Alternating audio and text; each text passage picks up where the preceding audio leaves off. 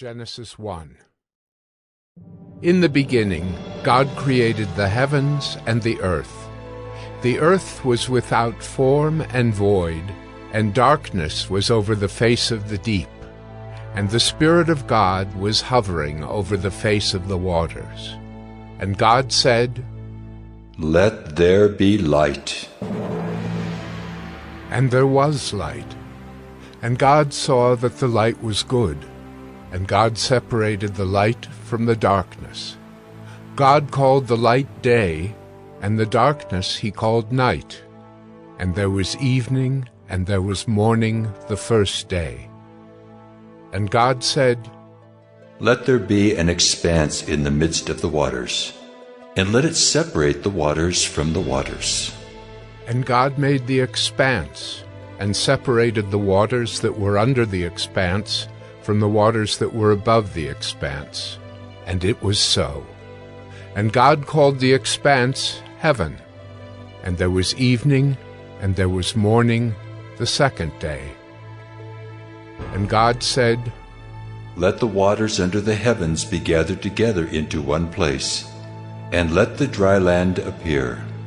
And it was so. God called the dry land earth, and the waters that were gathered together he called seas. And God saw that it was good. And God said, "Let the earth sprout vegetation, plants yielding seed, and fruit trees bearing fruit in which is their seed, each according to its kind on the earth." And it was so. The earth brought forth vegetation, plants yielding seed according to their own kinds, and trees bearing fruit in which is their seed, each according to its kind. And God saw that it was good. And there was evening, and there was morning the third day. And God said, "Let there be lights in the expanse of the heavens to separate the day from the night, and let them be for signs and for seasons and for days and years. And let them be lights in the expanse of the heavens to give light upon the earth." And it was so. And God made the two great lights, the greater light to rule the day, and the lesser light to rule the night, and the stars. And God set them in the expanse of the heavens to give light on the earth, to rule over the day and over the night, and to separate the light from the darkness. And God saw that it was good. And there was evening, and there was morning the fourth day. And God said, "Let the waters swarm with swarms of living creatures, and let birds fly above the earth across the expanse of the heavens." So God created the great sea creatures, and every living creature that moves, with which the waters swarm according to their kinds, and every winged bird according to its kind. And God saw that it was good. And God blessed them, saying, "Be fruitful, and multiply, and fill the waters in the seas, and let birds multiply on the earth." And there was evening, and there was morning the fifth day. And God said, "Let the earth bring forth living creatures according to their kinds, livestock and creeping things, and beasts of the earth according to their kinds." And it was so. And God made the beasts of the earth according to their kinds, and the livestock according to their kinds, and everything that creeps on the ground according to its kind. And God saw that it was good. Then God said, "Let us make man in our image, after our likeness, and let them have dominion over the fish of the sea, and over the birds of the heavens, and over the livestock, and over all the earth, and over every creeping thing that creeps on the earth." So God created man in his own image. In the image of God he created him. Male and female he created them. And God blessed them. And God said to them, "Be fruitful and multiply, and fill the earth and subdue it, and have dominion over the fish of the sea, and over the birds of the heavens, and over every living thing that moves on the earth." And God said, Behold, I have given you every plant yielding seed that is on the face of all the earth, and every tree with seed in its fruit. You shall have them for food. And to every beast of the earth, and to every bird of the heavens, and to everything that creeps on the earth, everything that has the breath of life, I have given every green plant for food. And it was so. And God saw everything that he had made, and behold, it was very good. And there was evening, and there was morning, the sixth day. Genesis 2. Thus the heavens and the earth were finished, and all the host of them. And on the seventh day God finished his work that he had done, and he rested on the seventh day from all his work that he had done. So God blessed the seventh day, and made it holy, because on it God rested from all his work that he had done in creation. These are the generations of the heavens and the earth when they were created, in the day that the Lord God made the earth and the heavens. When no bush of the field was yet in the land, and no small plant of the field had yet sprung up, for the Lord God had not caused it to rain on the land, and there was no man to work the ground. And a mist was going up from the land, and was watering the whole face of the ground.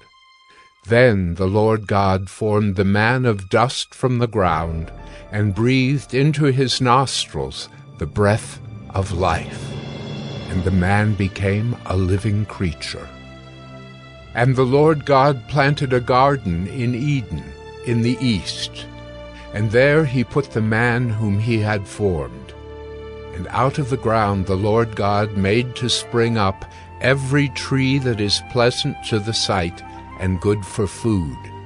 The tree of life was in the midst of the garden, and the tree of the knowledge of good and evil. A river flowed out of Eden to water the garden, and there it divided and became 4 rivers. The name of the first is the Pishon. It is the one that flowed around the whole land of Havilah, where there is gold. And the gold of that land is good. Bdellium and onyx stone are there. The name of the second river is the Gihon. It is the one that flowed around the whole land of Cush. And the name of the third river is the Tigris, which flows east of Assyria. And the fourth river is the Euphrates. The Lord God took the man and put him in the Garden of Eden to work it and keep it. And the Lord God commanded the man, saying, You may surely eat of every tree of the garden, but of the tree of the knowledge of good and evil you shall not eat, for in the day that you eat of it you shall surely die. Then the Lord God said, It is not good that the man should be alone. I will make him a helper fit for him. Now out of the ground the Lord God had formed every beast of the field and every bird of the heavens, and brought them to the man, to see what he would call them. And whatever the man called every living creature, that was its name.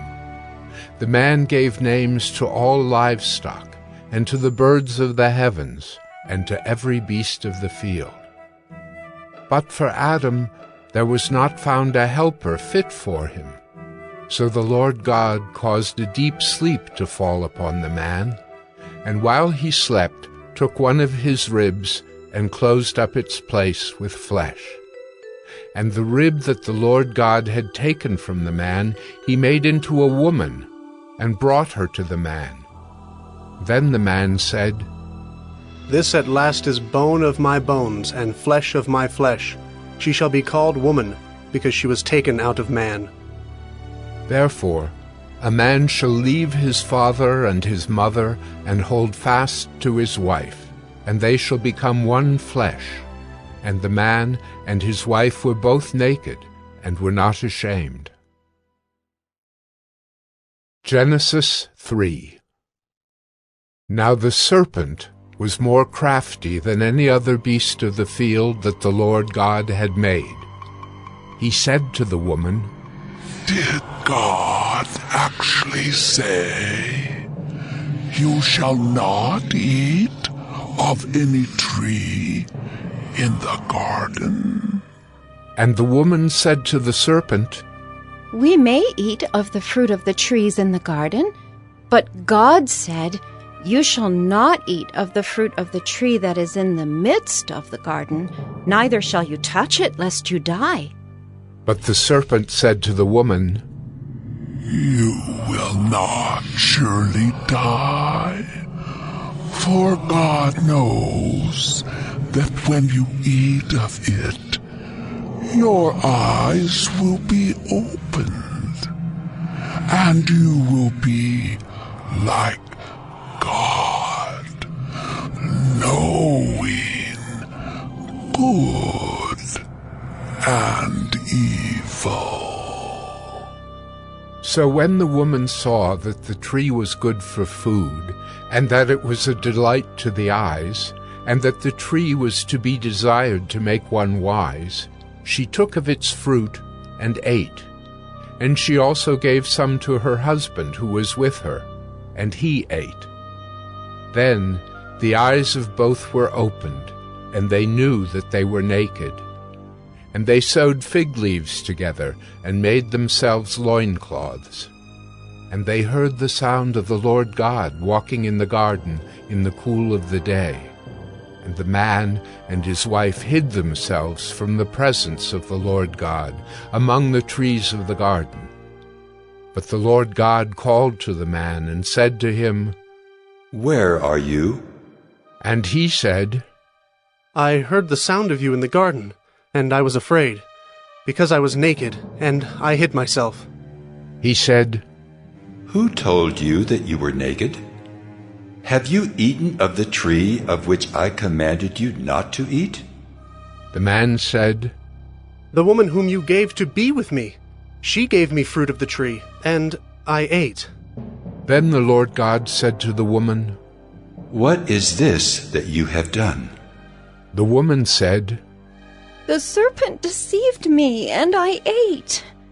The Lord God said to the serpent, Because you have done this, cursed are you above all livestock, and above all beasts of the field. On your belly you shall go, and dust you shall eat all the days of your life.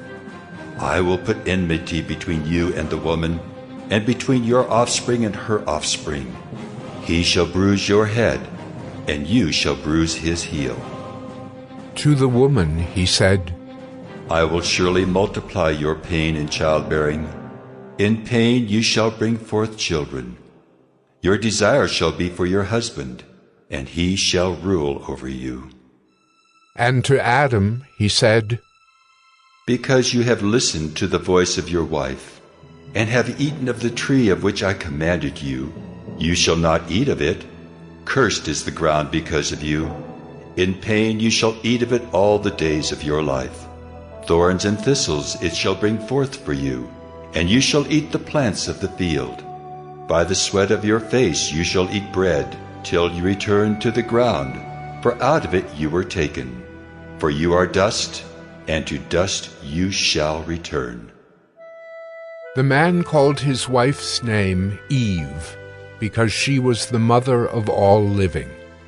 And the Lord God made for Adam and for his wife garments of skins and clothed them. Then the Lord God said, Behold, the man has become like one of us in knowing good and evil. Now, lest he reach out his hand and take also of the tree of life and eat, and live forever. Therefore the Lord God sent him out from the Garden of Eden to work the ground from which he was taken. He drove out the man, and at the east of the Garden of Eden he placed the cherubim and a flaming sword that turned every way to guard the way to the tree of life. Genesis 4. Now Adam knew Eve, his wife, and she conceived and bore Cain, saying, I have gotten a man with the help of the Lord. And again she bore his brother Abel. Now Abel was a keeper of sheep, and Cain a worker of the ground. In the course of time, Cain brought to the Lord an offering of the fruit of the ground, and Abel also brought of the firstborn of his flock and of their fat portions. And the Lord had regard for Abel and his offering, but for Cain and his offering he had no regard. So Cain was very angry, and his face fell. The Lord said to Cain, Why are you angry? And why has your face fallen?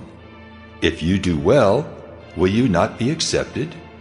And if you do not do well, sin is crouching at the door. Its desire is for you, but you must rule over it. Cain spoke to Abel his brother, and when they were in the field, Cain rose up against his brother Abel and killed him. Then the Lord said to Cain, Where is Abel, your brother? He said, I do not know. Am I my brother's keeper? And the Lord said, What have you done? The voice of your brother's blood is crying to me from the ground. And now you are cursed from the ground, which has opened its mouth to receive your brother's blood from your hand. When you work the ground, it shall no longer yield to you its strength. You shall be a fugitive and a wanderer on the earth. Cain said to the Lord, My punishment is greater than I can bear. Behold, you have driven me today away from the ground, and from your face I shall be hidden. I shall be a fugitive and a wanderer on the earth, and whoever finds me will kill me. Then the Lord said to him, Not so. If anyone kills Cain, vengeance shall be taken on him sevenfold. And the Lord put a mark on Cain, lest any who found him should attack him. Then Cain went away from the presence of the Lord, and settled in the land of Nod, east of Eden. Cain knew his wife, and she conceived and bore Enoch. When he built a city, he called the name of the city after the name of his son, Enoch. To Enoch was born Irad, and Irad fathered Mehujael, and Mehujael fathered Methushael, and Methushael fathered Lamech. And Lamech took 2 wives. The name of the one was Ada, and the name of the other Zillah. Ada bore Jabal.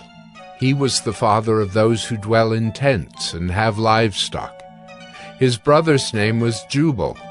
He was the father of all those who play the lyre and pipe. Zillah also bore Tubal-Cain. He was the forger of all instruments of bronze and iron. The sister of Tubal-Cain was Naamah. Lamech said to his wives, Ada and Zillah, hear my voice. You wives of Lamech, listen to what I say. I have killed a man for wounding me, a young man for striking me. If Cain's revenge is sevenfold, then Lamech's is 77-fold. And Adam knew his wife again, and she bore a son, and called his name Seth. For she said, God has appointed for me another offspring instead of Abel, for Cain killed him. To Seth also a son was born, and he called his name Enosh. At that time people began to call upon the name of the Lord. Genesis 5. This is the book of the generations of Adam. When God created man, he made him in the likeness of God. Male and female he created them, and he blessed them and named them man when they were created. When Adam had lived 130 years, he fathered a son in his own likeness, after his image, and named him Seth. The days of Adam after he fathered Seth were 800 years, and he had other sons and daughters. Thus all the days that Adam lived were 930 years, and he died. When Seth had lived 105 years, he fathered Enosh. Seth lived after he fathered Enosh 807 years, and had other sons and daughters. Thus all the days of Seth were 912 years, and he died. When Enosh had lived 90 years, he fathered Kenan. Enosh lived after he fathered Kenan 815 years, and had other sons and daughters. Thus all the days of Enosh were 905 years, and he died. When Kenan had lived 70 years, he fathered Mahalalel. Kenan lived after he fathered Mahalalel 840 years, and had other sons and daughters. Thus all the days of Kenan were 910 years, and he died. When Mahalalel had lived 65 years, he fathered Jared. Mahalalel lived after he fathered Jared 830 years, and had other sons and daughters. Thus all the days of Mahalalel were 895 years, and he died.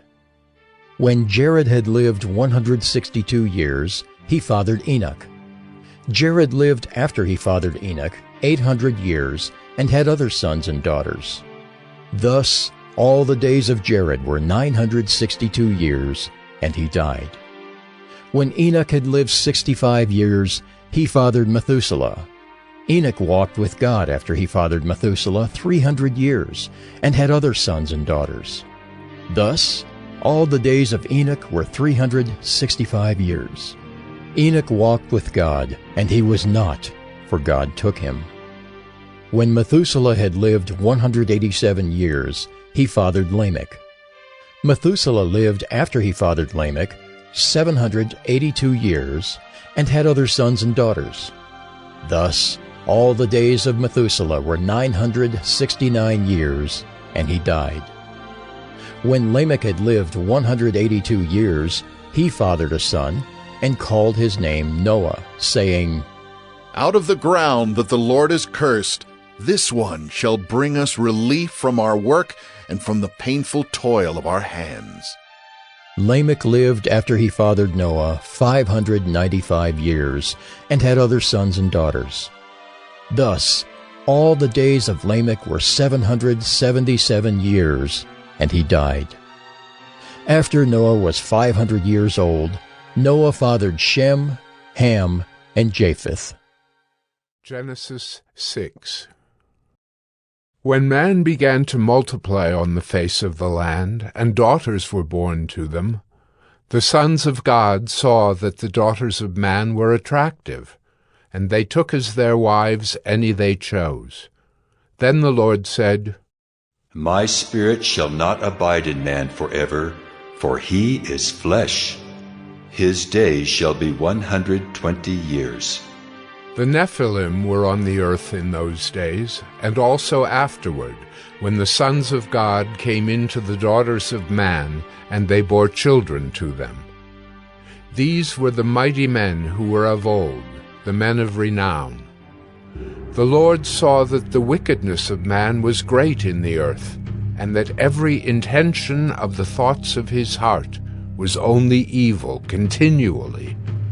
And the Lord was sorry that he had made man on the earth, and it grieved him to his heart. So the Lord said, I will blot out man whom I have created from the face of the land, man and animals and creeping things and birds of the heavens, for I am sorry that I have made them. But Noah found favor in the eyes of the Lord. These are the generations of Noah. Noah was a righteous man, blameless in his generation. Noah walked with God. And Noah had 3 sons, Shem, Ham, and Japheth. Now the earth was corrupt in God's sight, and the earth was filled with violence. And God saw the earth, and behold, it was corrupt, for all flesh had corrupted their way on the earth. And God said to Noah, I have determined to make an end of all flesh, for the earth is filled with violence through them. Behold, I will destroy them with the earth. Make yourself an ark of gopher wood. Make rooms in the ark, and cover it inside and out with pitch. This is how you are to make it. The length of the ark, 300 cubits. Its breadth, 50 cubits. And its height, 30 cubits. Make a roof of the ark, and finish it to a cubit above, and set the door of the ark in its side. Make it with lower, second, and third decks. For behold, I will bring a flood of waters upon the earth, to destroy all flesh in which is the breath of life under heaven. Everything that is on the earth shall die. But I will establish my covenant with you, and you shall come into the ark, you, your sons, your wife, and your sons' wives with you. And of every living thing of all flesh, you shall bring 2 of every sort into the ark to keep them alive with you. They shall be male and female, of the birds according to their kinds, and of the animals according to their kinds, of every creeping thing of the ground according to its kind.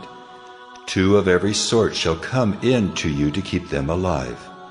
Also take with you every sort of food that is eaten, and store it up. It shall serve as food for you and for them. Noah did this. He did all that God commanded him. Genesis 7. Then the Lord said to Noah, Go into the ark, you and all your household, for I have seen that you are righteous before me in this generation. Take with you 7 pairs of all clean animals, the male and his mate, and a pair of the animals that are not clean, the male and his mate, and 7 pairs of the birds of the heavens also, male and female, to keep their offspring alive on the face of all the earth. For in 7 days I will send rain on the earth 40 days and 40 nights, and every living thing that I have made I will blot out from the face of the ground. And Noah did all that the Lord had commanded him. Noah was 600 years old when the flood of waters came upon the earth. And Noah and his sons and his wife and his sons' wives with him went into the ark to escape the waters of the flood. Of clean animals and of animals that are not clean, and of birds, and of everything that creeps on the ground, 2 and 2, male and female, went into the ark with Noah, as God had commanded Noah. And after 7 days the waters of the flood came upon the earth. In the 600th year of Noah's life, in the 2nd month, on the 17th day of the month, on that day all the fountains of the great deep burst forth, and the windows of the heavens were opened. And rain fell upon the earth 40 days and 40 nights. On the very same day Noah and his sons, Shem and Ham and Japheth, and Noah's wife and the 3 wives of his sons with them, entered the ark, they and every beast according to its kind, and all the livestock according to their kinds, and every creeping thing that creeps on the earth according to its kind, and every bird according to its kind, every winged creature. They went into the ark with Noah, 2 and 2 of all flesh in which there was the breath of life. And those that entered, male and female of all flesh, went in as God had commanded him.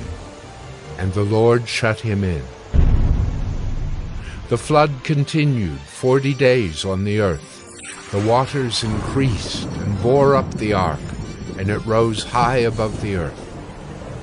The waters prevailed and increased greatly on the earth, and the ark floated on the face of the waters. And the waters prevailed so mightily on the earth that all the high mountains under the whole heaven were covered. The waters prevailed above the mountains, covering them 15 cubits deep.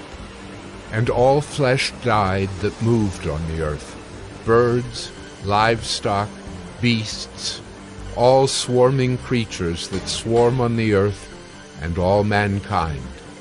Everything on the dry land in whose nostrils was the breath of life died. He blotted out every living thing that was on the face of the ground, man and animals and creeping things and birds of the heavens. They were blotted out from the earth. Only Noah was left, and those who were with him in the ark. And the waters prevailed on the earth 150 days. Genesis 8. But God remembered Noah, and all the beasts and all the livestock that were with him in the ark. And God made a wind blow over the earth, and the waters subsided. The fountains of the deep and the windows of the heavens were closed, the rain from the heavens was restrained, and the waters receded from the earth continually. At the end of 150 days the waters had abated, and in the 7th month, on the 17th day of the month, the ark came to rest on the mountains of Ararat. And the waters continued to abate until the 10th month. In the 10th month, on the 1st day of the month, the tops of the mountains were seen. At the end of 40 days, Noah opened the window of the ark that he had made, and sent forth a raven. It went to and fro until the waters were dried up from the earth. Then he sent forth a dove from him, to see if the waters had subsided from the face of the ground. But the dove found no place to set her foot, and she returned to him to the ark, for the waters were still on the face of the whole earth. So he put out his hand and took her, and brought her into the ark with him. He waited another 7 days, and again he sent forth the dove out of the ark. And the dove came back to him in the evening, and behold, in her mouth was a freshly plucked olive leaf. So Noah knew that the waters had subsided from the earth. Then he waited another 7 days, and sent forth the dove, and she did not return to him any more. In the 601st year, in the 1st month, the 1st day of the month, the waters were dried from off the earth. And Noah removed the covering of the ark, and looked, and behold, the face of the ground was dry. In the 2nd month, on the 27th day of the month, the earth had dried out. Then God said to Noah, Go out from the ark, you and your wife and your sons wives with you. Bring out with you every living thing that is with you of all flesh, birds and animals, and every creeping thing that creeps on the earth, that they may swarm on the earth, and be fruitful, and multiply on the earth. So Noah went out, and his sons and his wife and his sons' wives with him, every beast, every creeping thing, and every bird, everything that moves on the earth, went out by families from the ark. Then Noah built an altar to the Lord, and took some of every clean animal and some of every clean bird, and offered burnt offerings on the altar. And when the Lord smelled the pleasing aroma, the Lord said in his heart, I will never again curse the ground because of man, for the intention of man's heart is evil from his youth. Neither will I ever again strike down every living creature as I have done. While the earth remains, seedtime and harvest, cold and heat, summer and winter, day and night shall not cease. Genesis 9.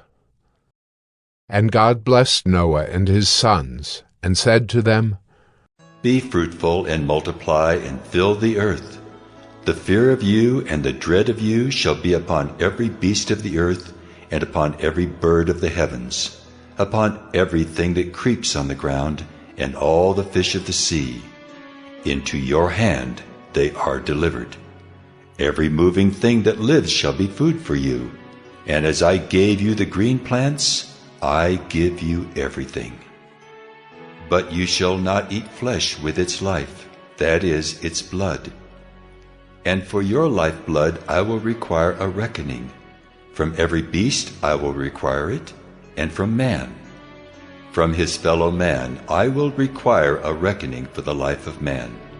Whoever sheds the blood of man, by man shall his blood be shed. For God made man in his own image. And you, be fruitful and multiply. Teem on the earth and multiply in it. Then God said to Noah and to his sons with him, Behold, I establish my covenant with you and your offspring after you, and with every living creature that is with you, the birds, the livestock, and every beast of the earth with you. As many as came out of the ark, it is for every beast of the earth. I establish my covenant with you, that never again shall all flesh be cut off by the waters of the flood, and never again shall there be a flood to destroy the earth. And God said, This is the sign of the covenant that I make between me and you and every living creature that is with you, for all future generations. I have set my bow in the cloud, and it shall be a sign of the covenant between me and the earth. When I bring clouds over the earth and the bow is seen in the clouds, I will remember my covenant that is between me and you and every living creature of all flesh. And the waters shall never again become a flood to destroy all flesh. When the bow is in the clouds, I will see it and remember the everlasting covenant between God and every living creature of all flesh that is on the earth. God said to Noah, This is the sign of the covenant that I have established between me and all flesh that is on the earth. The sons of Noah who went forth from the ark were Shem, Ham, and Japheth. Ham was the father of Canaan. These three were the sons of Noah, and from these the people of the whole earth were dispersed. Noah began to be a man of the soil, and he planted a vineyard. He drank of the wine, and became drunk, and lay uncovered in his tent. And Ham, the father of Canaan, saw the nakedness of his father, and told his two brothers outside. Then Shem and Japheth took a garment, laid it on both their shoulders, and walked backward, and covered the nakedness of their father. Their faces were turned backward, and they did not see their father's nakedness.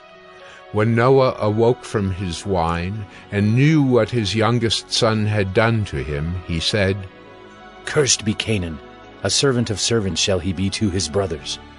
He also said, Blessed be the Lord, the God of Shem, and let Canaan be his servant. May God enlarge Japheth, and let him dwell in the tents of Shem, and let Canaan be his servant. After the flood, Noah lived 350 years. All the days of Noah were 950 years, and he died. Genesis 10. These are the generations of the sons of Noah, Shem, Ham, and Japheth. Sons were born to them after the flood. The sons of Japheth, Gomer, Magog, Madai, Javan, Tubal, Meshech, and Tyrus. The sons of Gomer, Ashkenaz, Riphath, and Togarmah. The sons of Javan, Elisha, Tarshish, Kittim, and Dodanim. From these the coastland peoples spread in their lands, each with his own language, by their clans, in their nations. The sons of Ham, Cush, Egypt, Put, and Canaan. The sons of Cush, Seba, Havilah, Sabta, Raamah, and Sabtucah. The sons of Raamah, Sheba and Dedan. Cush fathered Nimrod. He was the first on earth to be a mighty man. He was a mighty hunter before the Lord. Therefore it is said, like Nimrod, a mighty hunter before the Lord. The beginning of his kingdom was Babel, Erech, Akkad, and Calneh in the land of Shinar. From that land he went into Assyria and built Nineveh, Rehoboth-ir, Calah, and Resen between Nineveh and Calah, that is, the great city. Egypt fathered Ludim, Anamim, Lehabim, Naphtahim, Pathrusim, Caslahim, from whom the Philistines came, and Caphtorim. Canaan fathered Sidon his firstborn, and Heth, and the Jebusites, the Amorites, the Girgashites, the Hivites, the Archites, the Sinites, the Arvadites, the Zemarites, and the Hamathites. Afterward, the clans of the Canaanites dispersed, and the territory of the Canaanites extended from Sidon in the direction of Gerar as far as Gaza, and in the direction of Sodom, Gomorrah, Admah, and Zeboim, as far as Lasha. These are the sons of Ham by their clans, their languages, their lands, and their nations. To Shem also, the father of all the children of Eber, the elder brother of Japheth, children were born. The sons of Shem: Elam, Asher, Arpachshad, Lud, and Aram. The sons of Aram: Uz, Hul, Gether, and Mash. Arpachshad fathered Shelah, and Shelah fathered Eber. To Eber were born 2 sons. The name of the one was Peleg, for in his days the earth was divided, and his brother's name was Joktan. Joktan fathered Almodad, Sheleph, Hazarmaveth, Jireh, Hadoram, Uzal, Diklah, Obal, Abimael, Sheba, Ophir, Havilah, and Jobab. All these were the sons of Joktan. The territory in which they live extended from Mesha in the direction of Sephar to the hill country of the east. These are the sons of Shem by their clans, their languages, their lands, and their nations.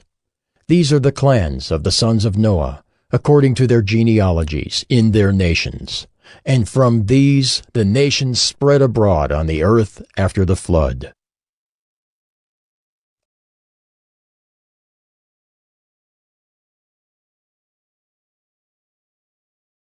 Genesis 11. Now the whole earth had one language and the same words, and as people migrated from the east, they found a plain in the land of Shinar and settled there. And they said to one another, "Come, let us make bricks and burn them thoroughly." And they had brick for stone and bitumen for mortar. Then they said, "Come, let us build ourselves a city and a tower with its top in the heavens, and let us make a name for ourselves, lest we be dispersed over the face of the whole earth." And the Lord came down to see the city and the tower which the children of man had built. And the Lord said, Behold, they are one people, and they have all one language. And this is only the beginning of what they will do, and nothing that they propose to do will now be impossible for them. Come, let us go down and there confuse their language, so that they may not understand one another's speech. So the Lord dispersed them from there over the face of all the earth, and they left off building the city. Therefore its name was called Babel, because there the Lord confused the language of all the earth. And from there the Lord dispersed them over the face of all the earth.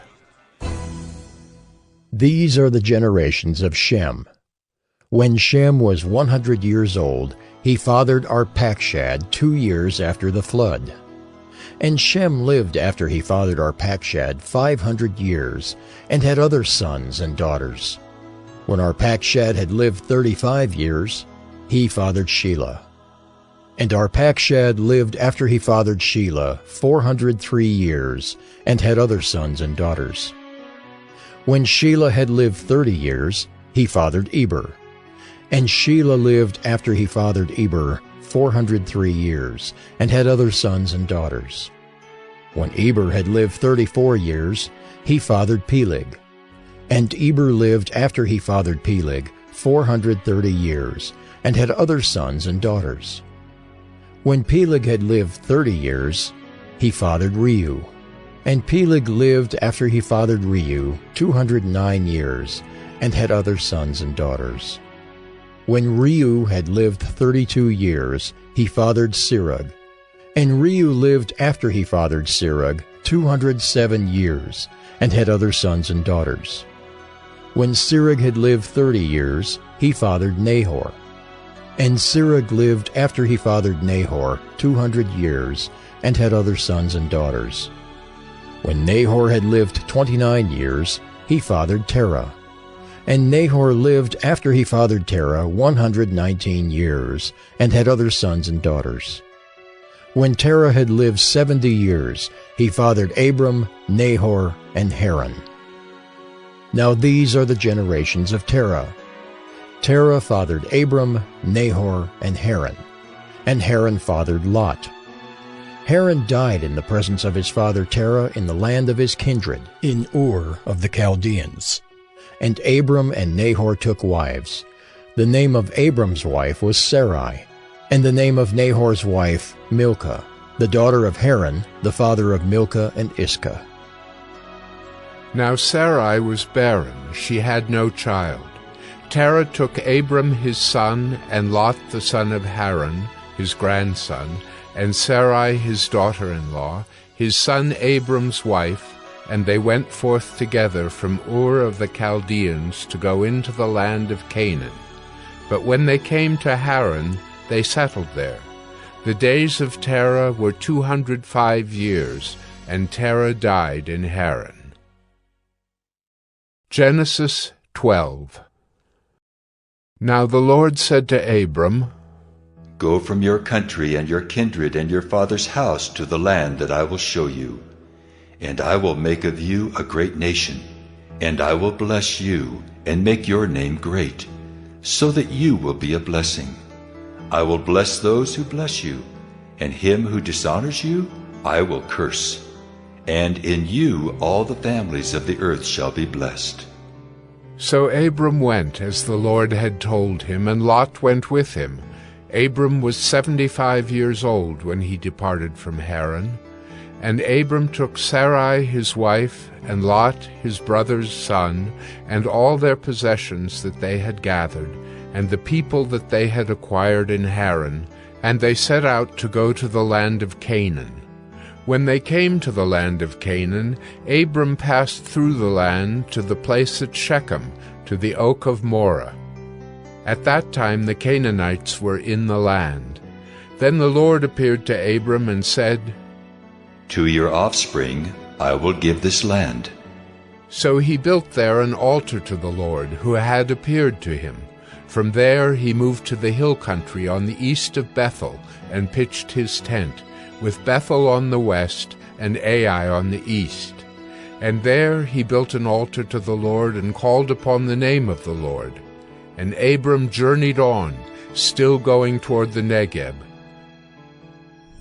Now there was a famine in the land, so Abram went down to Egypt to sojourn there, for the famine was severe in the land.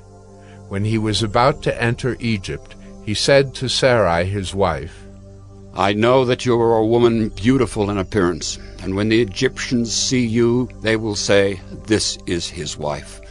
Then they will kill me, but they will let you live. Say you are my sister, that it may go well with me because of you, and that my life may be spared for your sake. When Abram entered Egypt, the Egyptians saw that the woman was very beautiful. And when the princes of Pharaoh saw her, they praised her to Pharaoh. And the woman was taken into Pharaoh's house. And for her sake he dealt well with Abram. And he had sheep, oxen, male donkeys, male servants, female donkeys, and camels. But the Lord afflicted Pharaoh and his house with great plagues because of Sarai, Abram's wife. So Pharaoh called Abram and said, What is this you have done to me? Why did you not tell me that she was your wife? Why did you say, She is my sister, so that I took her for my wife? Now then, here is your wife. Take her and go. And Pharaoh gave men orders concerning him, and they sent him away with his wife and all that he had. Genesis 13. So Abram went up from Egypt, he and his wife and all that he had, and Lot with him, into the Negeb. Now Abram was very rich in livestock, in silver, and in gold. And he journeyed on from the Negeb as far as Bethel, to the place where his tent had been at the beginning, between Bethel and Ai, to the place where he had made an altar at the first. And there Abram called upon the name of the Lord. And Lot, who went with Abram, also had flocks and herds and tents, so that the land could not support both of them dwelling together, for their possessions were so great that they could not dwell together.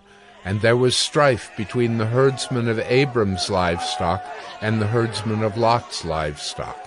At that time the Canaanites and the Perizzites were dwelling in the land. Then Abram said to Lot, Let there be no strife between you and me, and between your herdsmen and my herdsmen, for we are kinsmen. Is not the whole land before you? Separate yourself from me. If you take the left hand, then I will go to the right. Or if you take the right hand, then I will go to the left. And Lot lifted up his eyes, and saw that the Jordan valley was well watered everywhere, like the garden of the Lord, like the land of Egypt, in the direction of Zoar. This was before the Lord destroyed Sodom and Gomorrah. So Lot chose for himself all the Jordan valley, and Lot journeyed east.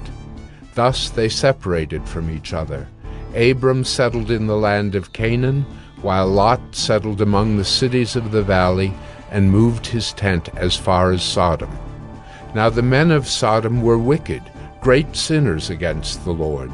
The Lord said to Abram, after Lot had separated from him, Lift up your eyes and look from the place where you are, northward and southward and eastward and westward. For all the land that you see I will give to you and to your offspring forever.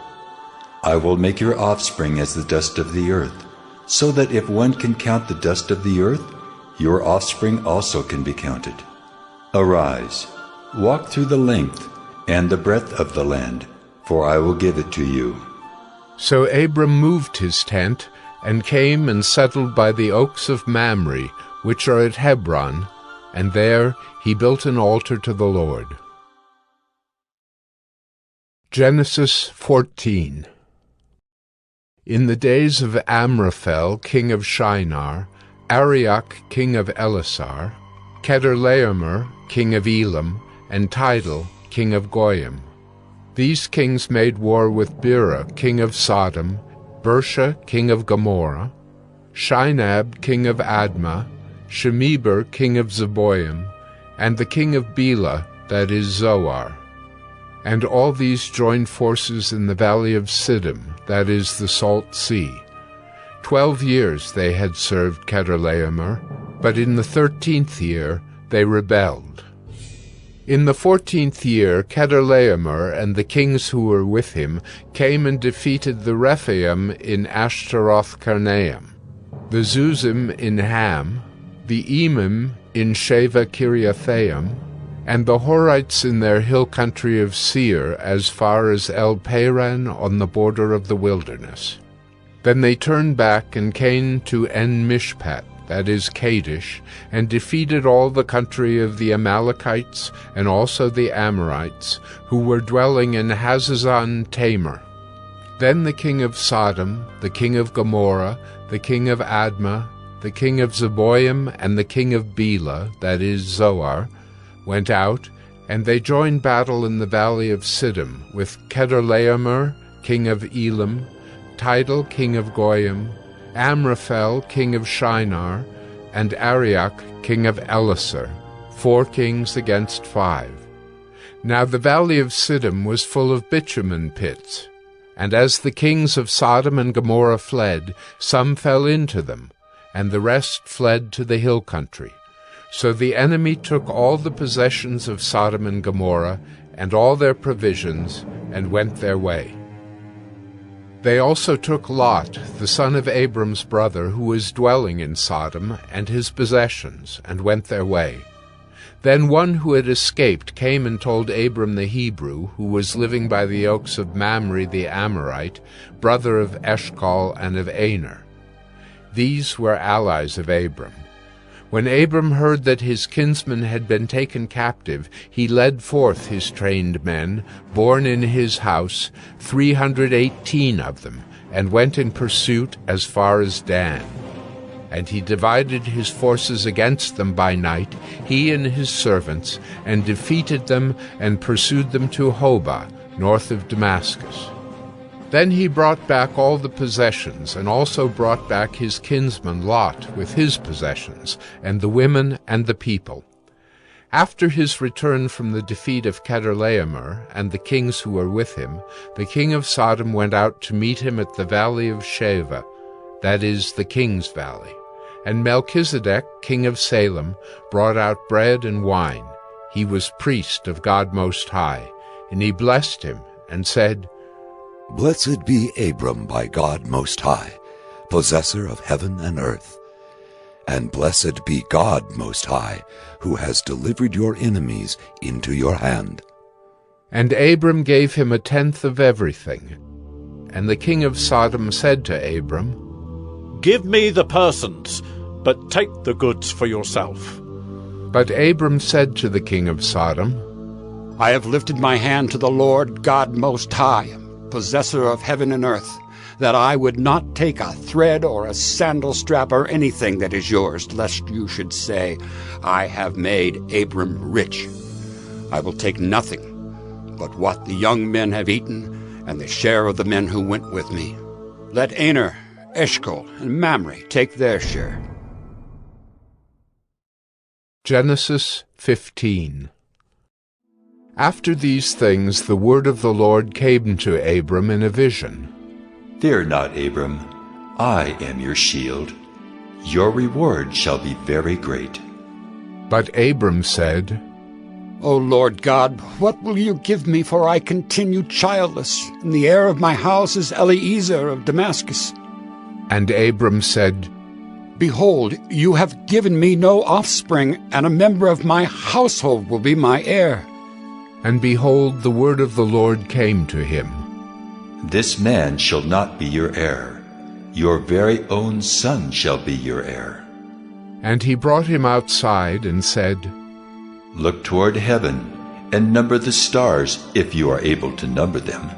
Then he said to him, So shall your offspring be.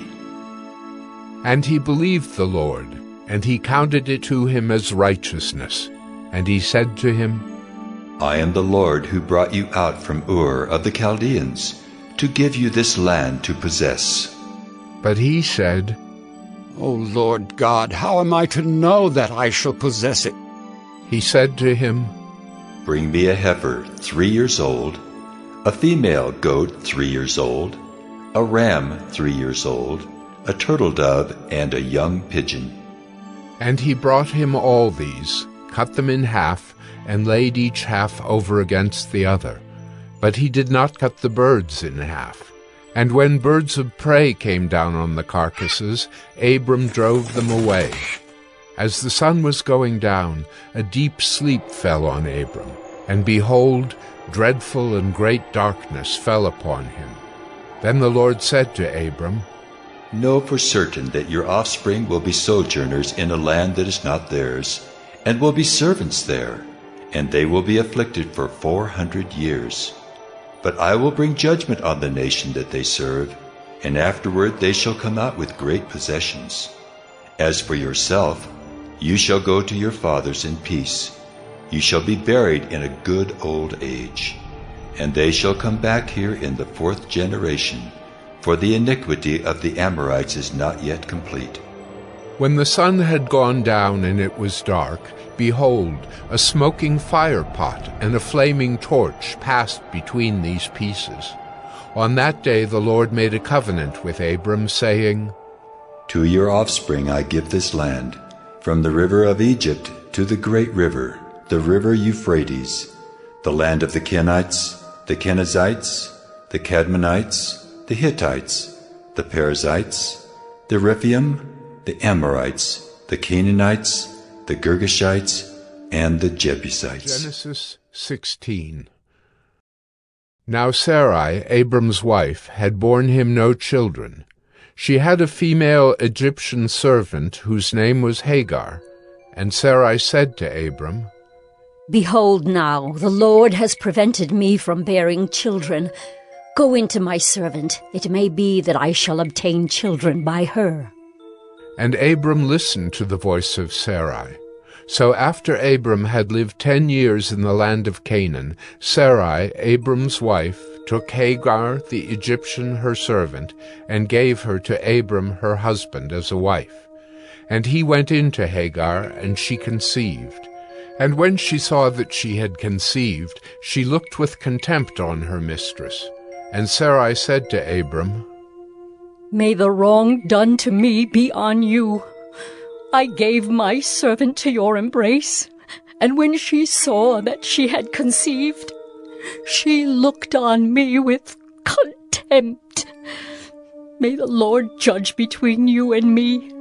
But Abram said to Sarai, Behold, your servant is in your power. Do to her as you please. Then Sarai dealt harshly with her, and she fled from her. The angel of the Lord found her by a spring of water in the wilderness, the spring on the way to Shur. And he said, Hagar, servant of Sarai, where have you come from, and where are you going? She said, I am fleeing from my mistress Sarai.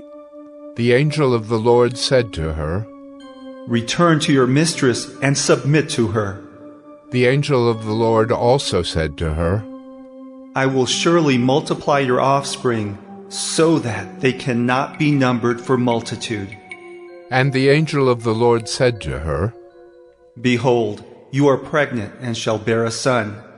You shall call his name Ishmael, because the Lord has listened to your affliction. He shall be a wild donkey of a man, his hand against everyone, and everyone's hand against him. And he shall dwell over against all his kinsmen.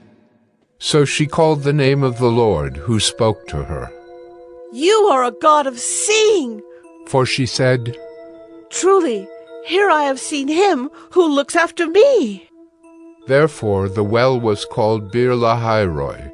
It lies between Kadesh and Bered. And Hagar bore Abram a son. And Abram called the name of his son, whom Hagar bore, Ishmael. Abram was 86 years old when Hagar bore Ishmael to Abram.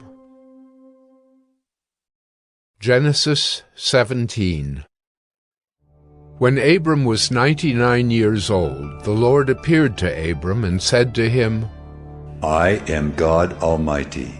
Walk before me and be blameless, that I may make my covenant between me and you, and may multiply you greatly. Then Abram fell on his face, and God said to him, Behold, my covenant is with you, and you shall be the father of a multitude of nations. No longer shall your name be called Abram, but your name shall be Abraham. For I have made you the father of a multitude of nations. I will make you exceedingly fruitful, and I will make you into nations, and kings shall come from you. And I will establish my covenant between me and you, and your offspring after you, throughout their generations for an everlasting covenant, to be God to you, and to your offspring after you. And I will give to you and to your offspring after you the land of your sojournings, all the land of Canaan for an everlasting possession, and I will be their God. And God said to Abraham, As for you, you shall keep my covenant, you and your offspring after you throughout their generations. This is my covenant which you shall keep between me and you and your offspring after you. Every male among you shall be circumcised. You shall be circumcised in the flesh of your foreskins, and it shall be a sign of the covenant between me and you. He who is 8 days old among you shall be circumcised, every male throughout your generations, whether born in your house or bought with your money from any foreigner who is not of your offspring. Both he who is born in your house and he who is bought with your money shall surely be circumcised. So shall my covenant be in your flesh, an everlasting covenant. Any uncircumcised male who is not circumcised in the flesh of his foreskin shall be cut off from his people. He has broken my covenant. And God said to Abraham, As for Sarai, your wife, you shall not call her name Sarai, but Sarah shall be her name. I will bless her, and moreover, I will give you a son by her. I will bless her, and she shall become nations. Kings of peoples shall come from her. Then Abraham fell on his face and laughed, and said to himself, Should a child be born to a man who was 100 years old? Shall Sarah, who is 90 years old, bear a child? And Abraham said to God, Oh, that Ishmael might live before you. God said, No, but Sarah your wife shall bear you a son, and you shall call his name Isaac. I will establish my covenant with him as an everlasting covenant for his offspring after him. As for Ishmael, I have heard you. Behold, I have blessed him and will make him fruitful, and multiply him greatly. He shall father 12 princes, and I will make him into a great nation. But I will establish my covenant with Isaac, whom Sarah shall bear to you at this time next year. When he had finished talking with him, God went up from Abraham.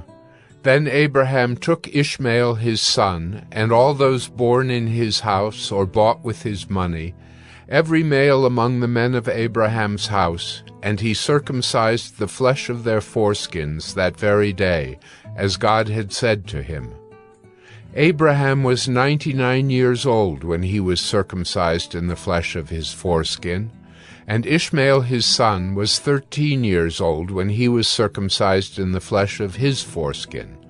That very day Abraham and his son Ishmael were circumcised.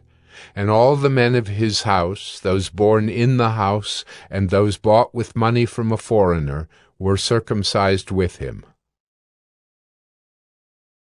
Genesis 18. And the Lord appeared to him by the oaks of Mamre, as he sat at the door of his tent in the heat of the day. He lifted up his eyes and looked, and behold, 3 men were standing in front of him. When he saw them, he ran from the tent door to meet them, and bowed himself to the earth, and said, O Lord, if I have found favor in your sight, do not pass by your servant. Let a little water be brought, and wash your feet, and rest yourselves under the tree, while I bring a morsel of bread that you may refresh yourselves, and after that you may pass on, since you have come to your servant. So they said, Do as you have said. And Abraham went quickly into the tent to Sarah, and said, Quick, 3 seahs of fine flour, knead it, and make cakes. And Abraham ran to the herd, and took a calf, tender and good, and gave it to a young man, who prepared it quickly. Then he took curds and milk and the calf that he had prepared, and set it before them. And he stood by them under the tree while they ate. They said to him, Where is Sarah, your wife? And he said, She is in the tent. The Lord said, I will surely return to you about this time next year, and Sarah your wife shall have a son. And Sarah was listening at the tent door behind him. Now Abraham and Sarah were old, advanced in years. The way of women had ceased to be with Sarah. So Sarah laughed to herself, saying, After I am worn out and my Lord is old, shall I have pleasure? The Lord said to Abraham, Why did Sarah laugh and say, Shall I indeed bear a child now that I am old? Is anything too hard for the Lord? At the appointed time I will return to you, about this time next year, and Sarah shall have a son. But Sarah denied it, saying, I did not laugh. For she was afraid. He said, No, but you did laugh. Then the men set out from there, and they looked down toward Sodom. And Abraham went with them to set them on their way.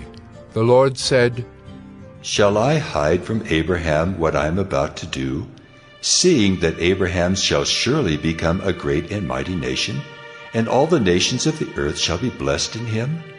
For I have chosen him that he may command his children and his household after him, to keep the way of the Lord by doing righteousness and justice, so that the Lord may bring to Abraham what he has promised him. Then the Lord said, Because the outcry against Sodom and Gomorrah is great, and their sin is very grave, I will go down to see whether they have done altogether according to the outcry that has come to me. And if not, I will know. So the men turned from there and went toward Sodom, but Abraham still stood before the Lord. Then Abraham drew near and said, Will you indeed sweep away the righteous with the wicked? Suppose there are 50 righteous within the city. Will you then sweep away the place and not spare it for the 50 righteous who are in it? Far be it from you to do such a thing, to put the righteous to death with the wicked, so that the righteous fare as the wicked. Far be that from you. Shall not the judge of all the earth do what is just? And the Lord said, If I find at Sodom 50 righteous in the city, I will spare the whole place for their sake. Abraham answered and said, Behold, I have undertaken to speak to the Lord, I who am but dust and ashes. Suppose 5 of the 50 righteous are lacking. Will you destroy the whole city for lack of 5? And he said, I will not destroy it if I find 45 there. Again he spoke to him and said, Suppose 40 are found there. He answered, For the sake of 40 I will not do it. Then he said, Oh, let not the Lord be angry, and I will speak. Suppose 30 are found there. He answered, I will not do it if I find 30 there. He said, Behold, I have undertaken to speak to the Lord. Suppose 20 are found there. He answered, For the sake of 20 I will not destroy it. Then he said, Oh, let not the Lord be angry, and I will speak again but this once. Suppose 10 are found there. He answered, For the sake of 10 I will not destroy it. And the Lord went his way when he had finished speaking to Abraham, and Abraham returned to his place. Genesis 19. The 2 angels came to Sodom in the evening, and Lot was sitting in the gate of Sodom. When Lot saw them, he rose to meet them and bowed himself with his face to the earth, and said, My lords, please turn aside to your servant's house and spend the night and wash your feet. Then you may rise up early and go on your way. They said, No, we will spend the night in the town square. But he pressed them strongly, so they turned aside to him and entered his house. And he made them a feast and baked unleavened bread, and they ate. But before they lay down, the men of the city, the men of Sodom, both young and old, all the people to the last man, surrounded the house. And they called to Lot, Where are the men who came to you tonight? Bring them out to us, that we may know them. Lot went out to the men at the entrance, shut the door after him, and said, I beg you, my brothers, do not act so wickedly. Behold, I have 2 daughters who have not known any man. Let me bring them out to you, and do to them as you please. Only do nothing to these men, for they have come under the shelter of my roof. But they said, Stand back! And they said, This fellow came to sojourn, and he has become the judge? Now we will deal worse with you than with them. Then they pressed hard against the man Lot, and drew near to break the door down. But the men reached out their hands, and brought Lot into the house with them, and shut the door. And they struck with blindness the men who were at the entrance of the house, both small and great, so that they wore themselves out, groping for the door. Then the men said to Lot, Have you anyone else here? Sons-in-law, sons, daughters, or anyone you have in the city? Bring them out of the place. For we are about to destroy this place, because the outcry against its people has become great before the Lord, and the Lord has sent us to destroy it. So Lot went out and said to his sons-in-law, who were to marry his daughters, Up! Get out of this place, for the Lord is about to destroy the city. But he seemed to his sons-in-law to be jesting. As morning dawned, the angels urged Lot, saying, Up! Take your wife and your 2 daughters who are here, lest you be swept away in the punishment of the city. But he lingered. So the men seized him and his wife and his 2 daughters by the hand, the Lord being merciful to him, and they brought him out and set him outside the city. And as they brought them out, one said, Escape for your life. Do not look back or stop anywhere in the valley. Escape to the hills, lest you be swept away. And Lot said to them, Oh no, my lords. Behold, your servant has found favor in your sight, and you have shown me great kindness in saving my life. But I cannot escape to the hills, lest the disaster overtake me and I die. Behold, this city is near enough to flee to, and it is a little one. Let me escape there. Is it not a little one? And my life will be saved.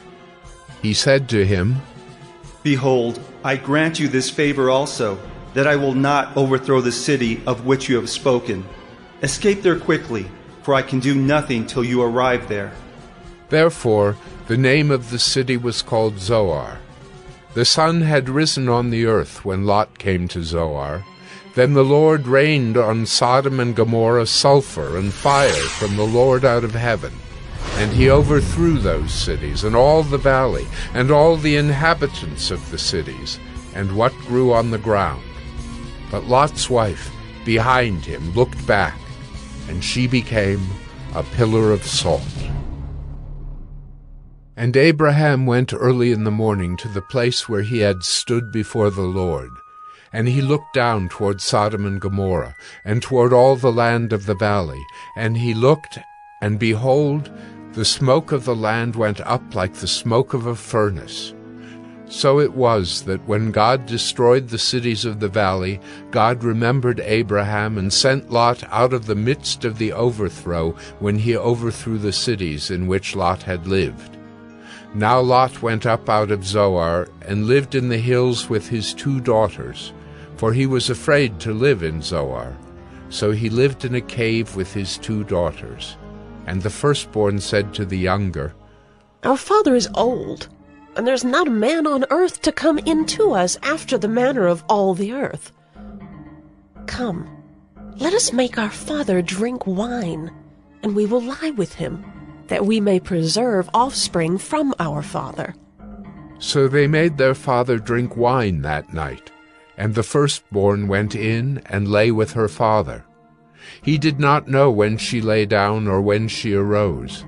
The next day the firstborn said to the younger, Behold, I lay last night with my father. Let us make him drink wine tonight also.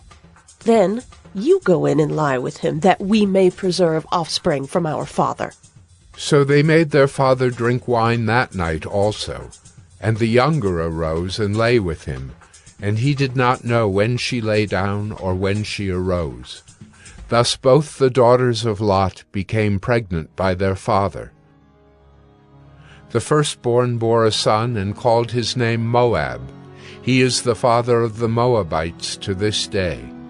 The younger also bore a son and called his name Ben-Ammi. He is the father of the Ammonites to this day. Genesis 20. From there Abraham journeyed toward the territory of the Negeb and lived between Kadesh and Shur. And he sojourned in Gerar. And Abraham said of Sarah his wife, "She is my sister." And Abimelech, king of Gerar, sent and took Sarah. But God came to Abimelech in a dream by night and said to him, "Behold, you are a dead man because of the woman whom you have taken, for she is a man's wife." Now Abimelech had not approached her, so he said, "Lord, will you kill an innocent people? Did he not himself say to me, 'She is my sister'? And she herself said, 'He is my brother'? In the integrity of my heart and the innocence of my hands I have done this." Then God said to him in the dream, "Yes, I know that you have done this in the integrity of your heart, and it was I who kept you from sinning against me. Therefore, I did not let you touch her. Now then, return the man's wife, for he is a prophet, so that he will pray for you, and you shall live. But if you do not return her, know that you shall surely die, you and all who are yours." So Abimelech rose early in the morning and called all his servants and told them all these things. And the men were very much afraid. Then Abimelech called Abraham and said to him, "What have you done to us? And how have I sinned against you, that you have brought on me and my kingdom a great sin? You have done to me things that ought not to be done." And Abimelech said to Abraham, "What did you see that you did this thing?" Abraham said, "I did it because I thought there is no fear of God at all in this place, and they will kill me because of my wife. Besides, she is indeed my sister, the daughter of my father, though not the daughter of my mother, and she became my wife. And when God caused me to wander from my father's house, I said to her, 'This is the kindness you must do me.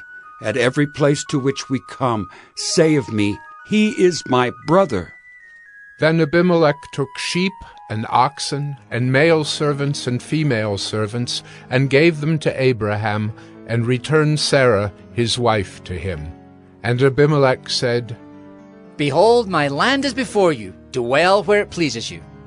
To Sarah he said, "Behold, I have given your brother 1,000 pieces of silver. It is a sign of your innocence in the eyes of all who are with you, and before everyone you are vindicated." Then Abraham prayed to God, and God healed Abimelech, and also healed his wife and female slaves, so that they bore children. For the Lord had closed all the wombs of the house of Abimelech because of Sarah, Abraham's wife.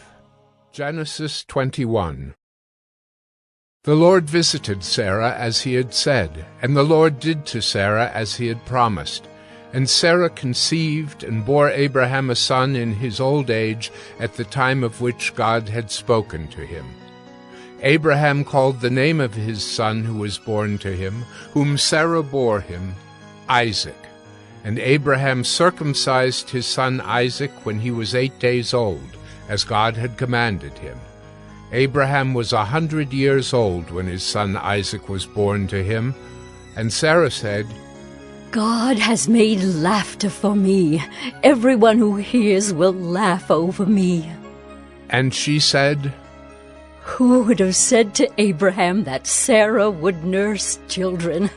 Yet I have borne him a son in his old age. And the child grew and was weaned. And Abraham made a great feast on the day that Isaac was weaned. But Sarah saw the son of Hagar the Egyptian, whom she had borne to Abraham, laughing. So she said to Abraham, Cast out this slave woman with her son, for the son of this slave woman shall not be heir with my son Isaac. And the thing was very displeasing to Abraham on account of his son. But God said to Abraham, Be not displeased because of the boy and because of your slave woman. Whatever Sarah says to you, do as she tells you, for through Isaac shall your offspring be named. And I will make a nation of the son of the slave woman also, because he is your offspring. So Abraham rose early in the morning, and took bread and a skin of water, and gave it to Hagar, putting it on her shoulder along with the child, and sent her away. And she departed and wandered in the wilderness of Beersheba. When the water in the skin was gone, she put the child under one of the bushes. Then she went and sat down opposite him, a good way off, about the distance of a bow shot, for she said, "Let me not look on the death of the child." And as she sat opposite him, she lifted up her voice and wept. And God heard the voice of the boy, and the angel of God called to Hagar from heaven, and said to her, "What troubles you, Hagar? Fear not, for God has heard the voice of the boy where he is. Up, lift up the boy, and hold him fast with your hand, for I will make him into a great nation." Then God opened her eyes, and she saw a well of water. And she went and filled the skin with water, and gave the boy a drink. And God was with the boy, and he grew up. He lived in the wilderness, and became an expert with the bow. He lived in the wilderness of Paran, and his mother took a wife for him from the land of Egypt. At that time Abimelech and Phicol the commander of his army said to Abraham, "God is with you in all that you do. Now therefore swear to me here by God that you will not deal falsely with me or with my descendants or with my posterity. But as I have dealt kindly with you, so you will deal with me and with the land where you have sojourned." And Abraham said, "I will swear." When Abraham reproved Abimelech about a well of water that Abimelech's servants had seized, Abimelech said, "I do not know who has done this thing. You did not tell me, and I have not heard of it until today." So Abraham took sheep and oxen and gave them to Abimelech, and the two men made a covenant. Abraham set 7 ewe lambs of the flock apart, and Abimelech said to Abraham, "What is the meaning of these 7 ewe lambs that you have set apart?" He said, "These 7 ewe lambs you will take from my hand, that this may be a witness for me that I dug this well." Therefore that place was called Beersheba, because there both of them swore an oath. So they made a covenant at Beersheba. Then Abimelech and Phicol the commander of his army rose up and returned to the land of the Philistines. Abraham planted a tamarisk tree in Beersheba, and called there on the name of the Lord, the everlasting God. And Abraham sojourned many days in the land of the Philistines. Genesis 22. After these things God tested Abraham, and said to him, "Abraham."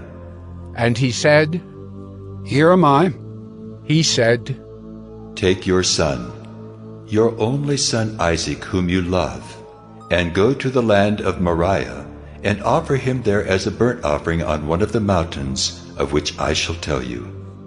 So Abraham rose early in the morning, saddled his donkey, and took 2 of his young men with him and his son Isaac. And he cut the wood for the burnt offering, and arose and went to the place of which God had told him. On the 3rd day Abraham lifted up his eyes and saw the place from afar. Then Abraham said to his young men, "Stay here with the donkey. I and the boy will go over there and worship and come again to you." And Abraham took the wood of the burnt offering and laid it on Isaac his son. And he took in his hand the fire and the knife. So they went both of them together.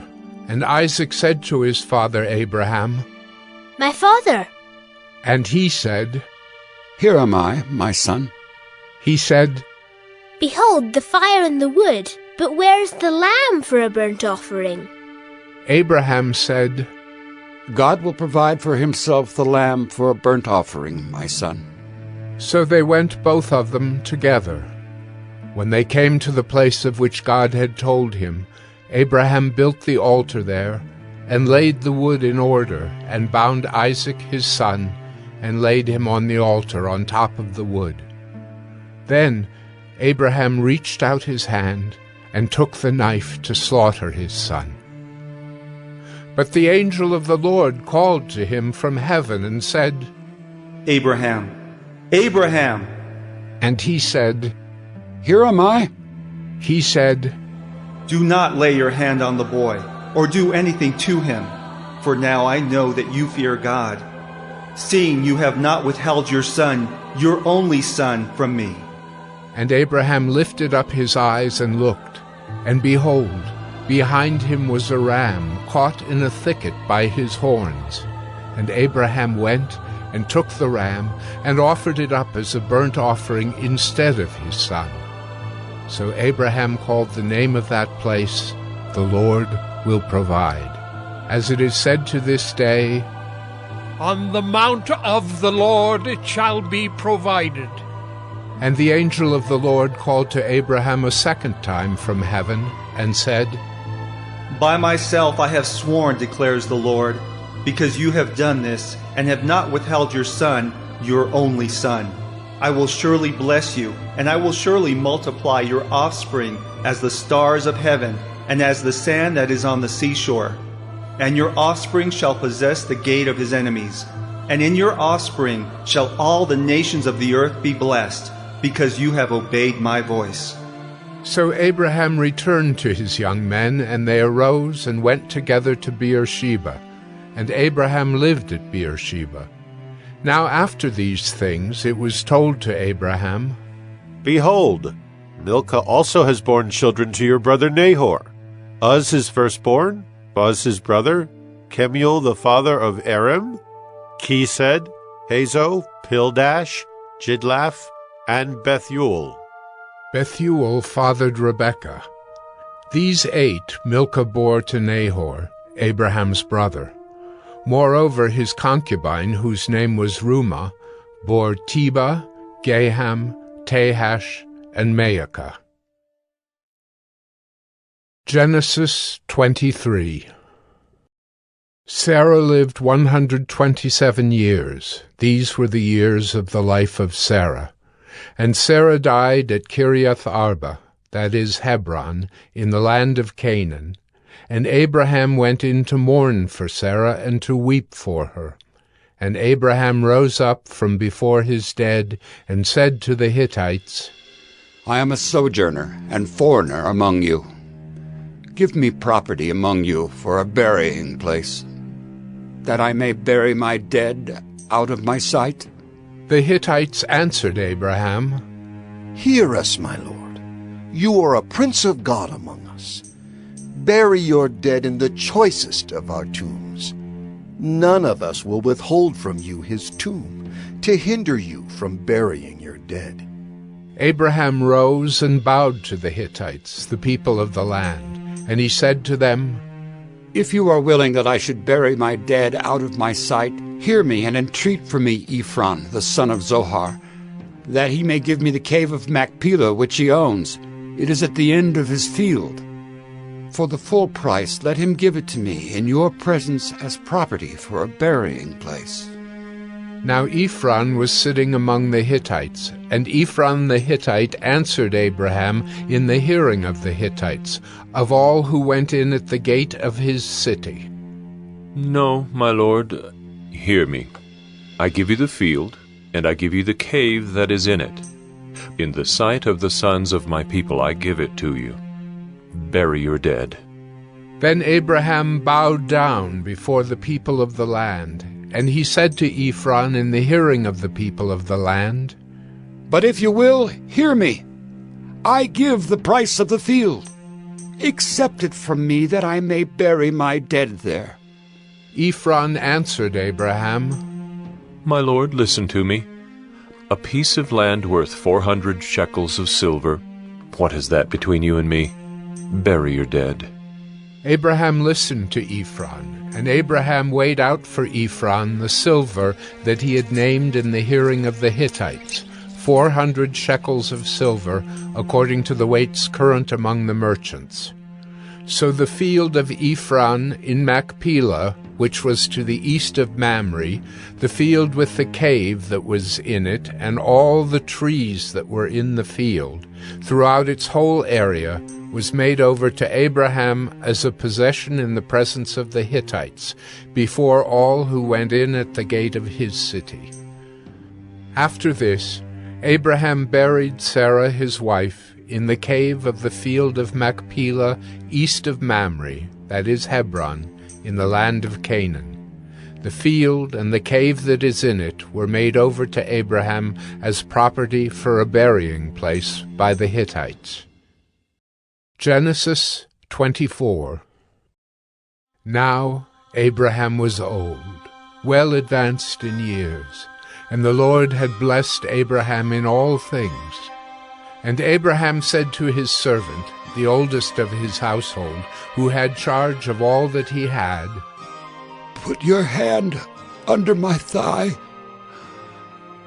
that I may make you swear by the Lord, the God of heaven and God of the earth, that you will not take a wife for my son from the daughters of the Canaanites, among whom I dwell, but will go to my country and to my kindred, and take a wife for my son Isaac." The servant said to him, "Perhaps the woman may not be willing to follow me to this land. Must I then take your son back to the land from which you came?" Abraham said to him, "See to it that you do not take my son back there. The Lord, the God of heaven, who took me from my father's house and from the land of my kindred, and who spoke to me and swore to me, to your offspring I will give this land. He will send his angel before you, and you shall take a wife for my son from there. But if the woman is not willing to follow you, then you will be free from this oath of mine. Only you must not take my son back there." So the servant put his hand under the thigh of Abraham his master, and swore to him concerning this matter. Then the servant took 10 of his master's camels and departed, taking all sorts of choice gifts from his master. And he arose and went to Mesopotamia, to the city of Nahor. And he made the camels kneel down outside the city by the well of water at the time of evening, the time when women go out to draw water. And he said, "O Lord God of my master Abraham, please grant me success today and show steadfast love to my master Abraham. Behold, I am standing by the spring of water, and the daughters of the men of the city are coming out to draw water. Let the young woman to whom I shall say, 'Please let down your jar that I may drink,' and who shall say, 'Drink, and I will water your camels,' let her be the one whom you have appointed for your servant Isaac. By this I shall know that you have shown steadfast love to my master." Before he had finished speaking, behold, Rebekah, who was born to Bethuel, the son of Milcah, the wife of Nahor, Abraham's brother, came out with her water jar on her shoulder. The young woman was very attractive in appearance, a maiden whom no man had known. She went down to the spring and filled her jar and came up. Then the servant ran to meet her and said, "Please give me a little water to drink from your jar." She said, "Drink, my lord." And she quickly let down her jar upon her hand and gave him a drink. When she had finished giving him a drink, she said, "I will draw water for your camels also until they have finished drinking." So she quickly emptied her jar into the trough, and ran again to the well to draw water, and she drew for all his camels. The man gazed at her in silence to learn whether the Lord had prospered his journey or not. When the camels had finished drinking, the man took a gold ring weighing a half shekel, and 2 bracelets for her arms weighing 10 gold shekels, and said, Please tell me whose daughter you are. Is there room in your father's house for us to spend the night? She said to him, I am the daughter of Bethuel, the son of Milcah, whom she bore to Nahor. She added, We have plenty of both straw and fodder, and room to spend the night. The man bowed his head and worshipped the Lord and said, Blessed be the Lord, the God of my master Abraham, who has not forsaken his steadfast love and his faithfulness toward my master. As for me, the Lord has led me in the way to the house of my master's kinsman. Then the young woman ran and told her mother's household about these things. Rebekah had a brother whose name was Laban. Laban ran out toward the man to the spring. As soon as he saw the ring and the bracelets on his sister's arms, and heard the words of Rebekah his sister, "Thus the man spoke to me," he went to the man. And behold, he was standing by the camels at the spring. He said, Come in, O blessed of the Lord. Why do you stand outside? For I have prepared the house and a place for the camels. So the man came to the house and unharnessed the camels, and gave straw and fodder to the camels, and there was water to wash his feet and the feet of the men who were with him. Then food was set before him to eat. But he said, I will not eat until I have said what I have to say. He said, Speak on. So he said, I am Abraham's servant. The Lord has greatly blessed my master, and he has become great. He's given him flocks and herds, silver and gold, male servants and female servants, camels and donkeys. And Sarah, my master's wife, bore a son to my master when she was old, and to him he has given all that he has. My master made me swear, saying, You shall not take a wife for my son from the daughters of the Canaanites in whose land I dwell, but you shall go to my father's house and to my clan and take a wife for my son. I said to my master, Perhaps the woman will not follow me. But he said to me, The Lord before whom I have walked will send his angel with you and prosper your way.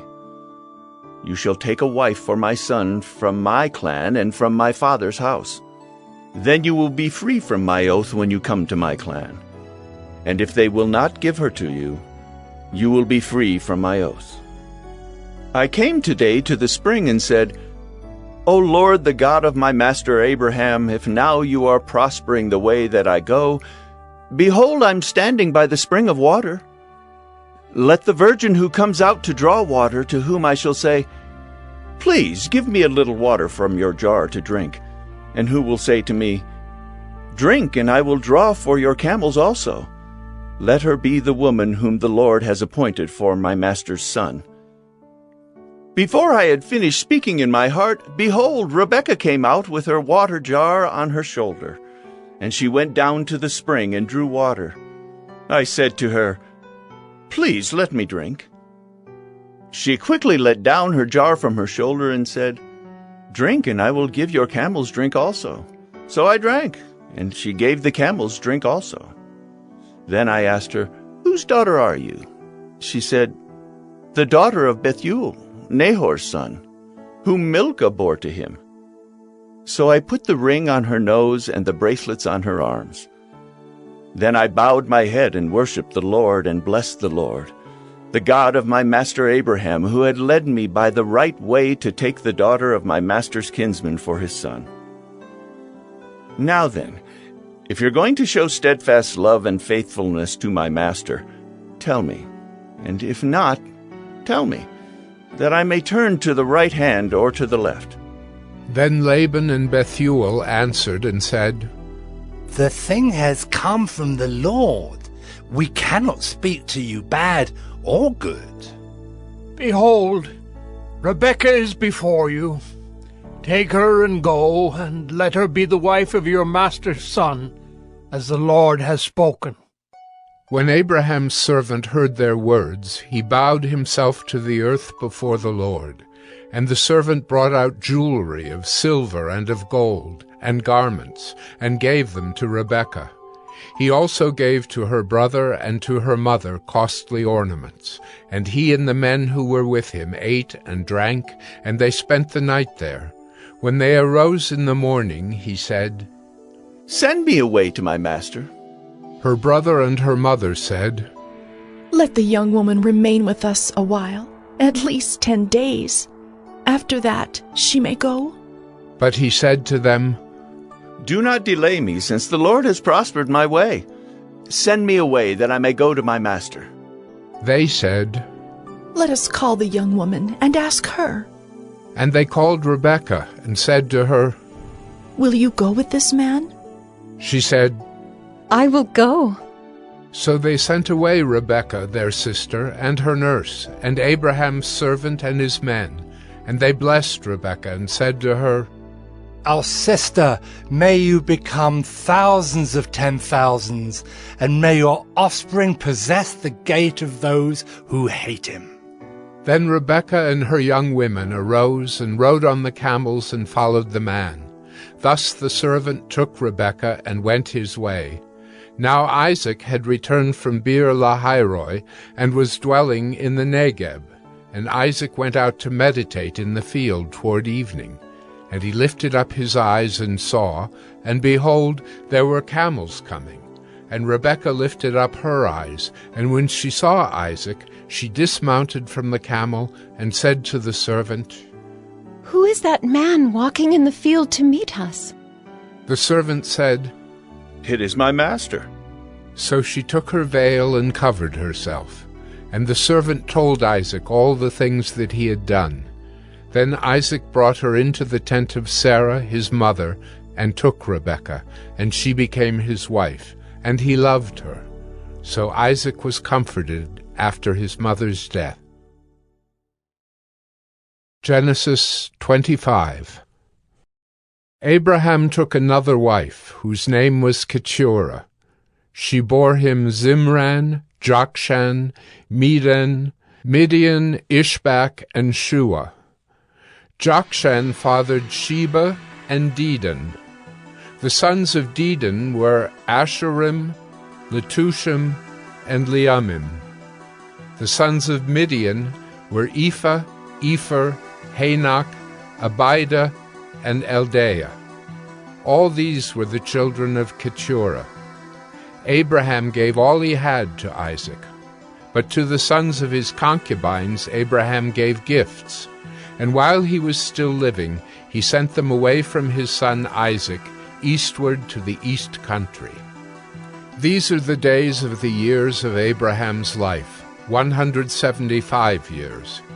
Abraham breathed his last and died in a good old age, an old man and full of years, and was gathered to his people.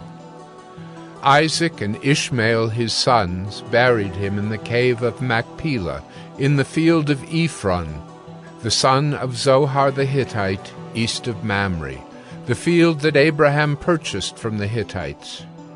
There Abraham was buried with Sarah his wife. After the death of Abraham, God blessed Isaac his son, and Isaac settled at Beer-lahai-roi.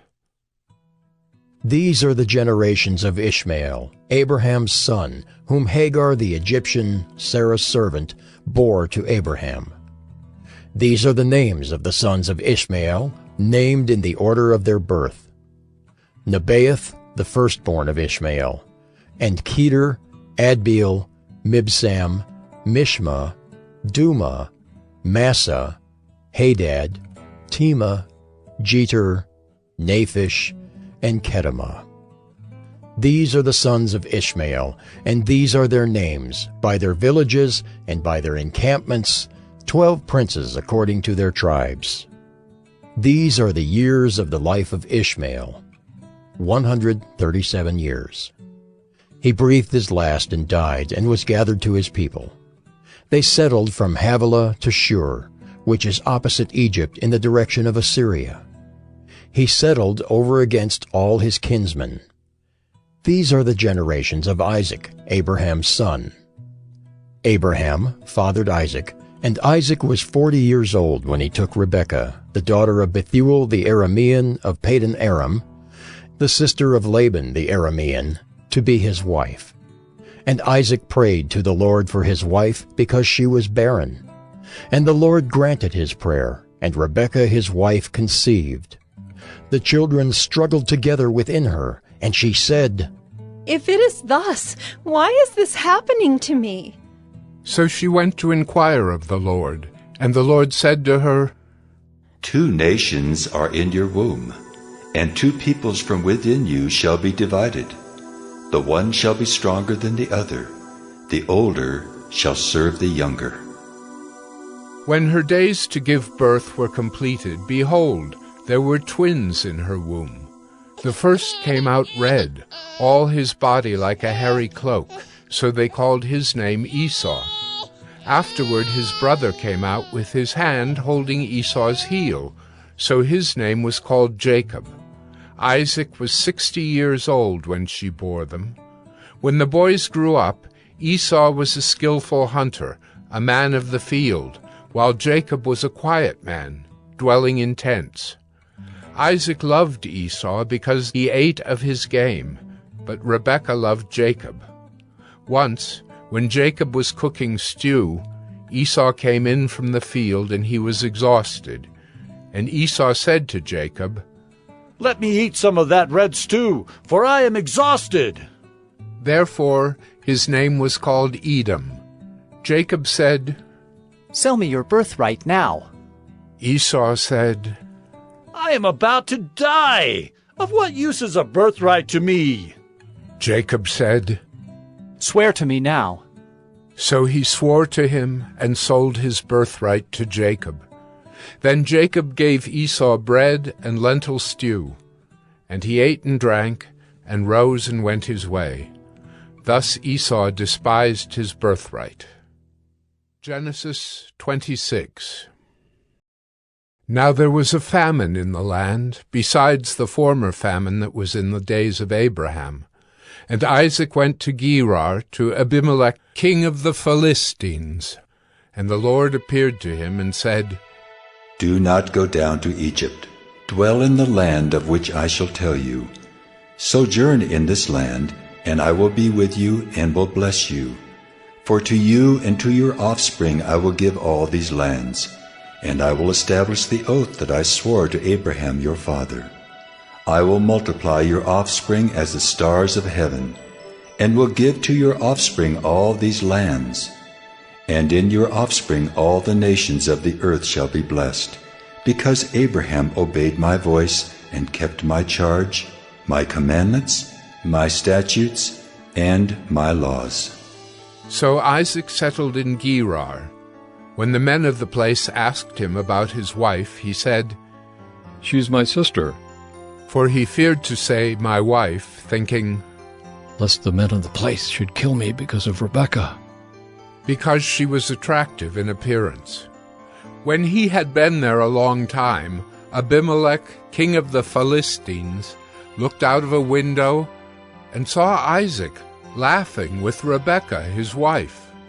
So Abimelech called Isaac and said, Behold, she is your wife. How then could you say, She is my sister? Isaac said to him, Because I thought, lest I die because of her. Abimelech said, What is this you have done to us? One of the people might easily have lain with your wife, and you would have brought guilt upon us. So Abimelech warned all the people, saying, Whoever touches this man or his wife shall surely be put to death. And Isaac sowed in that land, and reaped in the same year 100-fold. The Lord blessed him, and the man became rich, and gained more and more until he became very wealthy. He had possessions of flocks and herds, and many servants, so that the Philistines envied him. Now the Philistines had stopped and filled with earth all the wells that his father's servants had dug in the days of Abraham his father. And Abimelech said to Isaac, Go away from us, for you are much mightier than we. So Isaac departed from there and encamped in the valley of Gerar and settled there. And Isaac dug again the wells of water that had been dug in the days of Abraham his father, which the Philistines had stopped after the death of Abraham. And he gave them the names that his father had given them. But when Isaac's servants dug in the valley and found there a well of spring water, the herdsmen of Gerar quarreled with Isaac's herdsmen, saying, "The water is ours." So he called the name of the well Esek, because they contended with him. Then they dug another well, and they quarreled over that also. So he called its name Sitnah. And he moved from there and dug another well, and they did not quarrel over it. So he called its name Rehoboth, saying, For now the Lord has made room for us, and we shall be fruitful in the land. From there he went up to Beersheba, and the Lord appeared to him the same night and said, I am the God of Abraham your father. Fear not, for I am with you and will bless you, and multiply your offspring for my servant Abraham's sake.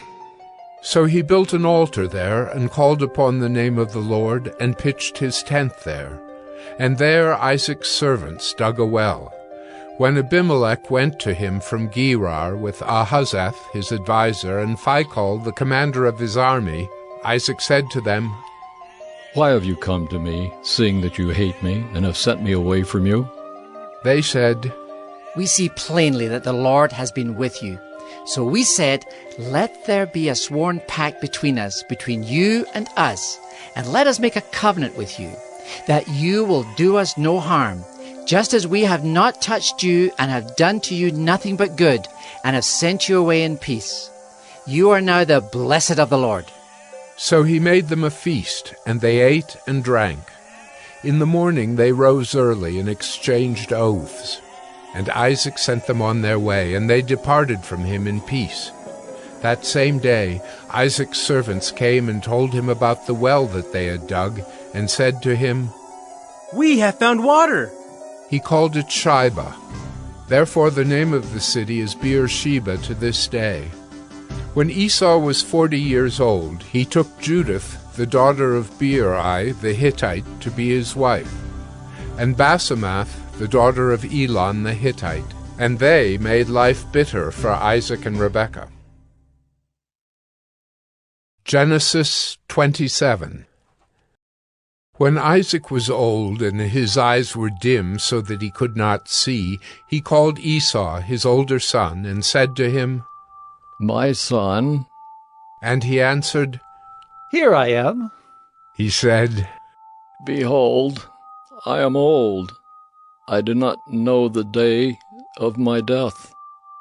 Now then, take your weapons, your quiver, and your bow, and go out to the field and hunt game for me, and prepare for me delicious food, such as I love, and bring it to me so that I may eat, that my soul may bless you before I die. Now Rebekah was listening when Isaac spoke to his son Esau. So when Esau went to the field to hunt for game and bring it, Rebekah said to her son Jacob, I heard your father speak to your brother Esau. Bring me game and prepare for me delicious food, that I may eat it and bless you before the Lord before I die. Now therefore, my son, obey my voice as I command you. Go to the flock and bring me 2 good young goats, so that I may prepare from them delicious food for your father, such as he loves. And you shall bring it to your father to eat, so that he may bless you before he dies. But Jacob said to Rebekah his mother, Behold, my brother Esau is a hairy man, and I am a smooth man. Perhaps my father will feel me, and I shall seem to be mocking him, and bring a curse upon myself, and not a blessing. His mother said to him, Let your curse be on me, my son. Only obey my voice, and go, bring them to me. So he went and took them and brought them to his mother, and his mother prepared delicious food, such as his father loved. Then Rebekah took the best garments of Esau, her older son, which were with her in the house, and put them on Jacob, her younger son. And the skins of the young goats she put on his hands, and on the smooth part of his neck. And she put the delicious food and the bread which she had prepared into the hand of her son Jacob. So he went in to his father and said, My father? And he said, Here I am. Who are you, my son? Jacob said to his father, I am Esau, your firstborn.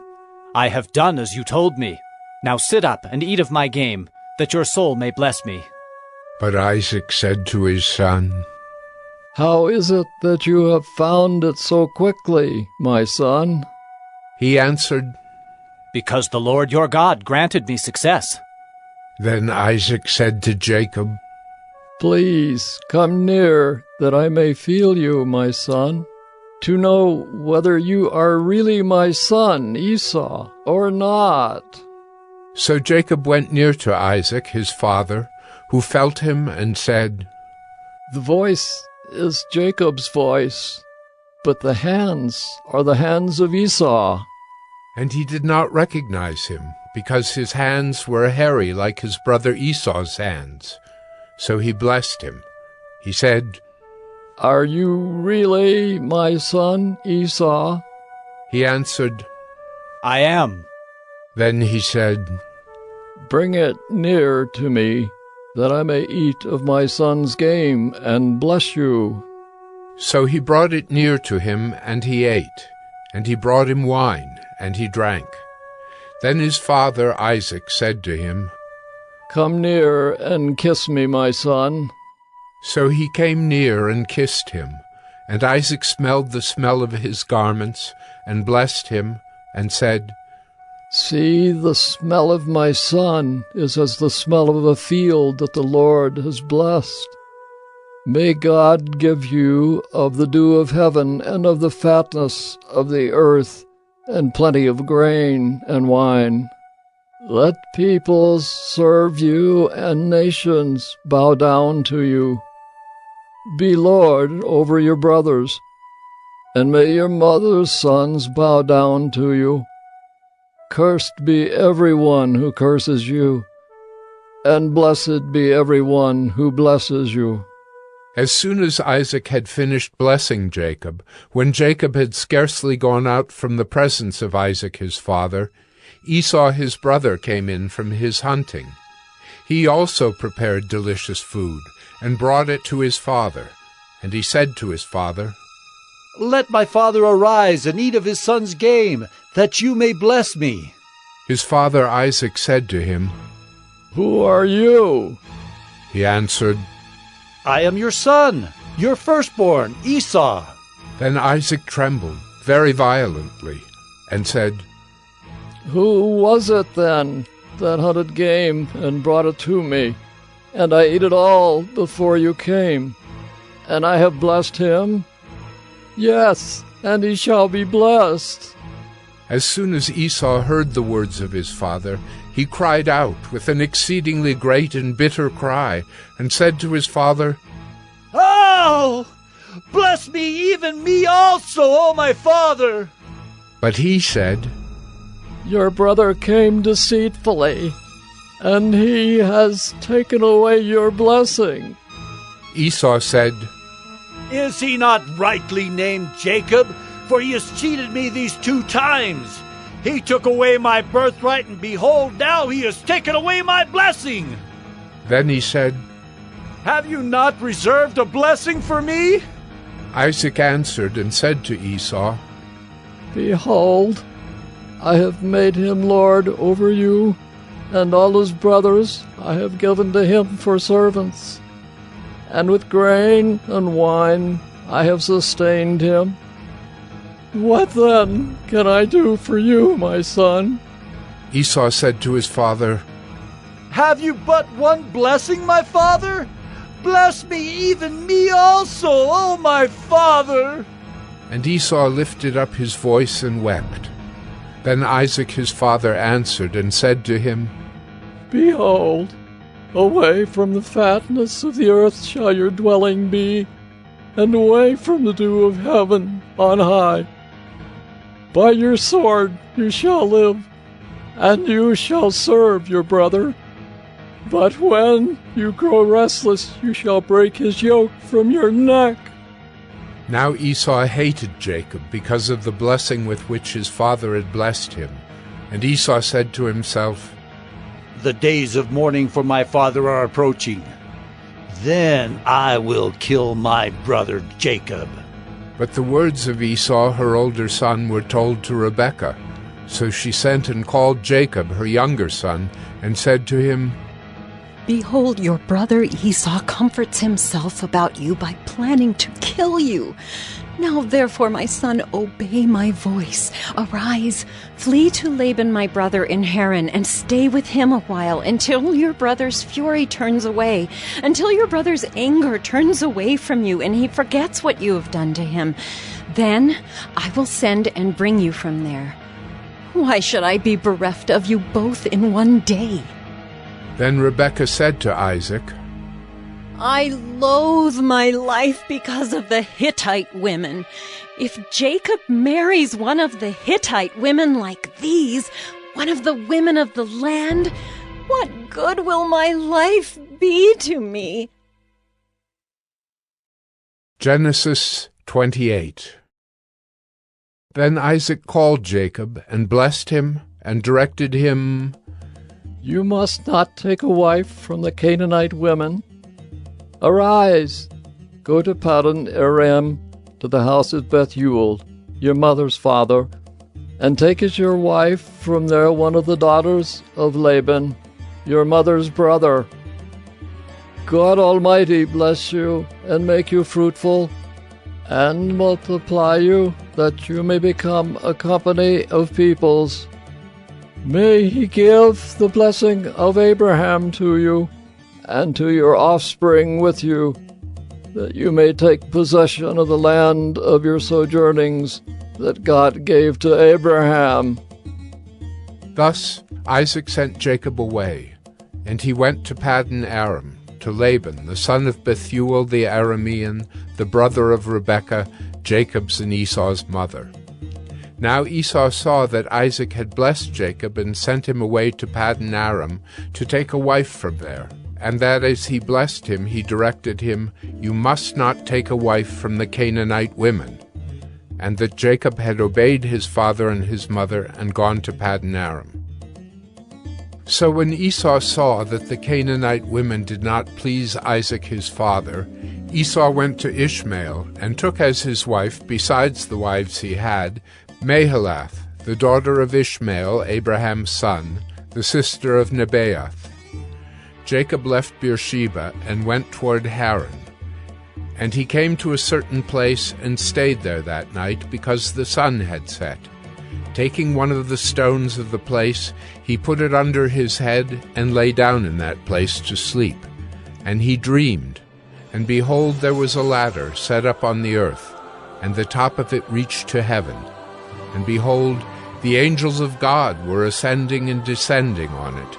And behold, the Lord stood above it and said, I am the Lord, the God of Abraham your father, and the God of Isaac. The land on which you lie I will give to you and to your offspring. Your offspring shall be like the dust of the earth, and you shall spread abroad to the west, and to the east, and to the north, and to the south. And in you and your offspring shall all the families of the earth be blessed. Behold, I am with you, and will keep you wherever you go, and will bring you back to this land. For I will not leave you until I have done what I have promised you. Then Jacob awoke from his sleep and said, Surely the Lord is in this place, and I did not know it. And he was afraid and said, How awesome is this place! This is none other than the house of God, and this is the gate of heaven. So early in the morning Jacob took the stone that he had put under his head and set it up for a pillar, and poured oil on the top of it. He called the name of that place Bethel, but the name of the city was Luz at the first. Then Jacob made a vow, saying, If God will be with me, and will keep me in this way that I go, and will give me bread to eat and clothing to wear, so that I come again to my father's house in peace, then the Lord shall be my God, and this stone which I have set up for a pillar shall be God's house. And of all that you give me, I will give a full tenth to you. Genesis 29. Then Jacob went on his journey, and came to the land of the people of the east. As he looked, he saw a well in the field, and behold, 3 flocks of sheep lying beside it, for out of that well the flocks were watered. The stone on the well's mouth was large, and when all the flocks were gathered there, the shepherds would roll the stone from the mouth of the well and water the sheep, and put the stone back in its place over the mouth of the well. Jacob said to them, My brothers, where do you come from? They said, We are from Haran. He said to them, Do you know Laban, the son of Nahor? They said, We know him. He said to them, Is it well with him? They said, It is well, and see, Rachel his daughter is coming with the sheep. He said, Behold, it is still high day. It is not time for the livestock to be gathered together. Water the sheep and go, pasture them. But they said, We cannot until all the flocks are gathered together, and the stone is rolled from the mouth of the well. Then we water the sheep. While he was still speaking with them, Rachel came with her father's sheep, for she was a shepherdess. Now as soon as Jacob saw Rachel, the daughter of Laban, his mother's brother, and the sheep of Laban, his mother's brother, Jacob came near and rolled the stone from the well's mouth and watered the flock of Laban, his mother's brother. Then Jacob kissed Rachel and wept aloud. And Jacob told Rachel that he was her father's kinsman, and that he was Rebekah's son, and she ran and told her father. As soon as Laban heard the news about Jacob, his sister's son, he ran to meet him and embraced him and kissed him and brought him to his house. Jacob told Laban all these things, and Laban said to him, Surely you are my bone and my flesh. And he stayed with him a month. Then Laban said to Jacob, Because you are my kinsman, should you therefore serve me for nothing? Tell me, what shall your wages be? Now Laban had 2 daughters. The name of the older was Leah, and the name of the younger was Rachel. Leah's eyes were weak, but Rachel was beautiful in form and appearance. Jacob loved Rachel, and he said, I will serve you 7 years for your younger daughter Rachel. Laban said, It is better that I give her to you than that I should give her to any other man. Stay with me. So Jacob served 7 years for Rachel, and they seemed to him but a few days, because of the love he had for her. Then Jacob said to Laban, Give me my wife, that I may go in to her, for my time is completed. So Laban gathered together all the people of the place and made a feast. But in the evening he took his daughter Leah and brought her to Jacob, and he went in to her. Laban gave his female servant Zilpah to his daughter Leah to be her servant. And in the morning, behold, it was Leah. And Jacob said to Laban, What is this you have done to me? Did I not serve with you for Rachel? Why then have you deceived me? Laban said, It is not so done in our country to give the younger before the firstborn. Complete the week of this one, and we will give you the other also in return for serving me another 7 years. Jacob did so, and completed her week. Then Laban gave him his daughter Rachel to be his wife. Laban gave his female servant Bilhah to his daughter Rachel to be her servant. So Jacob went in to Rachel also, and he loved Rachel more than Leah, and served Laban for another 7 years. When the Lord saw that Leah was hated, he opened her womb, but Rachel was barren. And Leah conceived and bore a son, and she called his name Reuben, for she said, Because the Lord has looked upon my affliction, for now my husband will love me. She conceived again and bore a son, and said, Because the Lord has heard that I am hated, he has given me this son also. And she called his name Simeon. Again she conceived and bore a son, and said, Now this time my husband will be attached to me, because I have borne him 3 sons. Therefore his name was called Levi. And she conceived again and bore a son, and said, This time I will praise the Lord. Therefore she called his name Judah. Then she ceased bearing.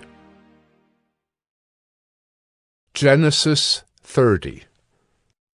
When Rachel saw that she bore Jacob no children, she envied her sister. She said to Jacob, Give me children, or I shall die. Jacob's anger was kindled against Rachel, and he said, Am I in the place of God, who has withheld from you the fruit of the womb? Then she said, Here is my servant Bilhah. Go into her, so that she may give birth on my behalf, that even I may have children through her. So she gave him her servant Bilhah as a wife, and Jacob went in to her. And Bilhah conceived and bore Jacob a son. Then Rachel said, God has judged me, and has also heard my voice and given me a son. Therefore she called his name Dan. Rachel's servant Bilhah conceived again, and bore Jacob a second son.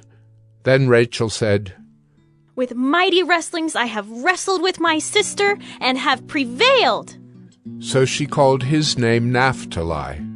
When Leah saw that she had ceased bearing children, she took her servant Zilpah, and gave her to Jacob as a wife.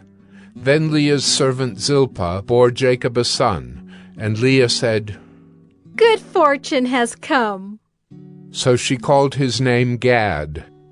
Leah's servant Zilpah bore Jacob a second son, and Leah said, Happy am I, for women have called me happy. So she called his name Asher. In the days of wheat harvest, Reuben went and found mandrakes in the field, and brought them to his mother Leah. Then Rachel said to Leah, Please, give me some of your son's mandrakes. But she said to her, Is it a small matter that you have taken away my husband? Would you take away my son's mandrakes also? Rachel said, Then he may lie with you tonight in exchange for your son's mandrakes.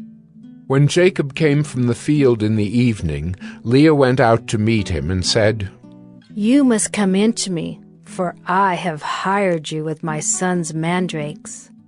So he lay with her that night, and God listened to Leah, and she conceived and bore Jacob a 5th son.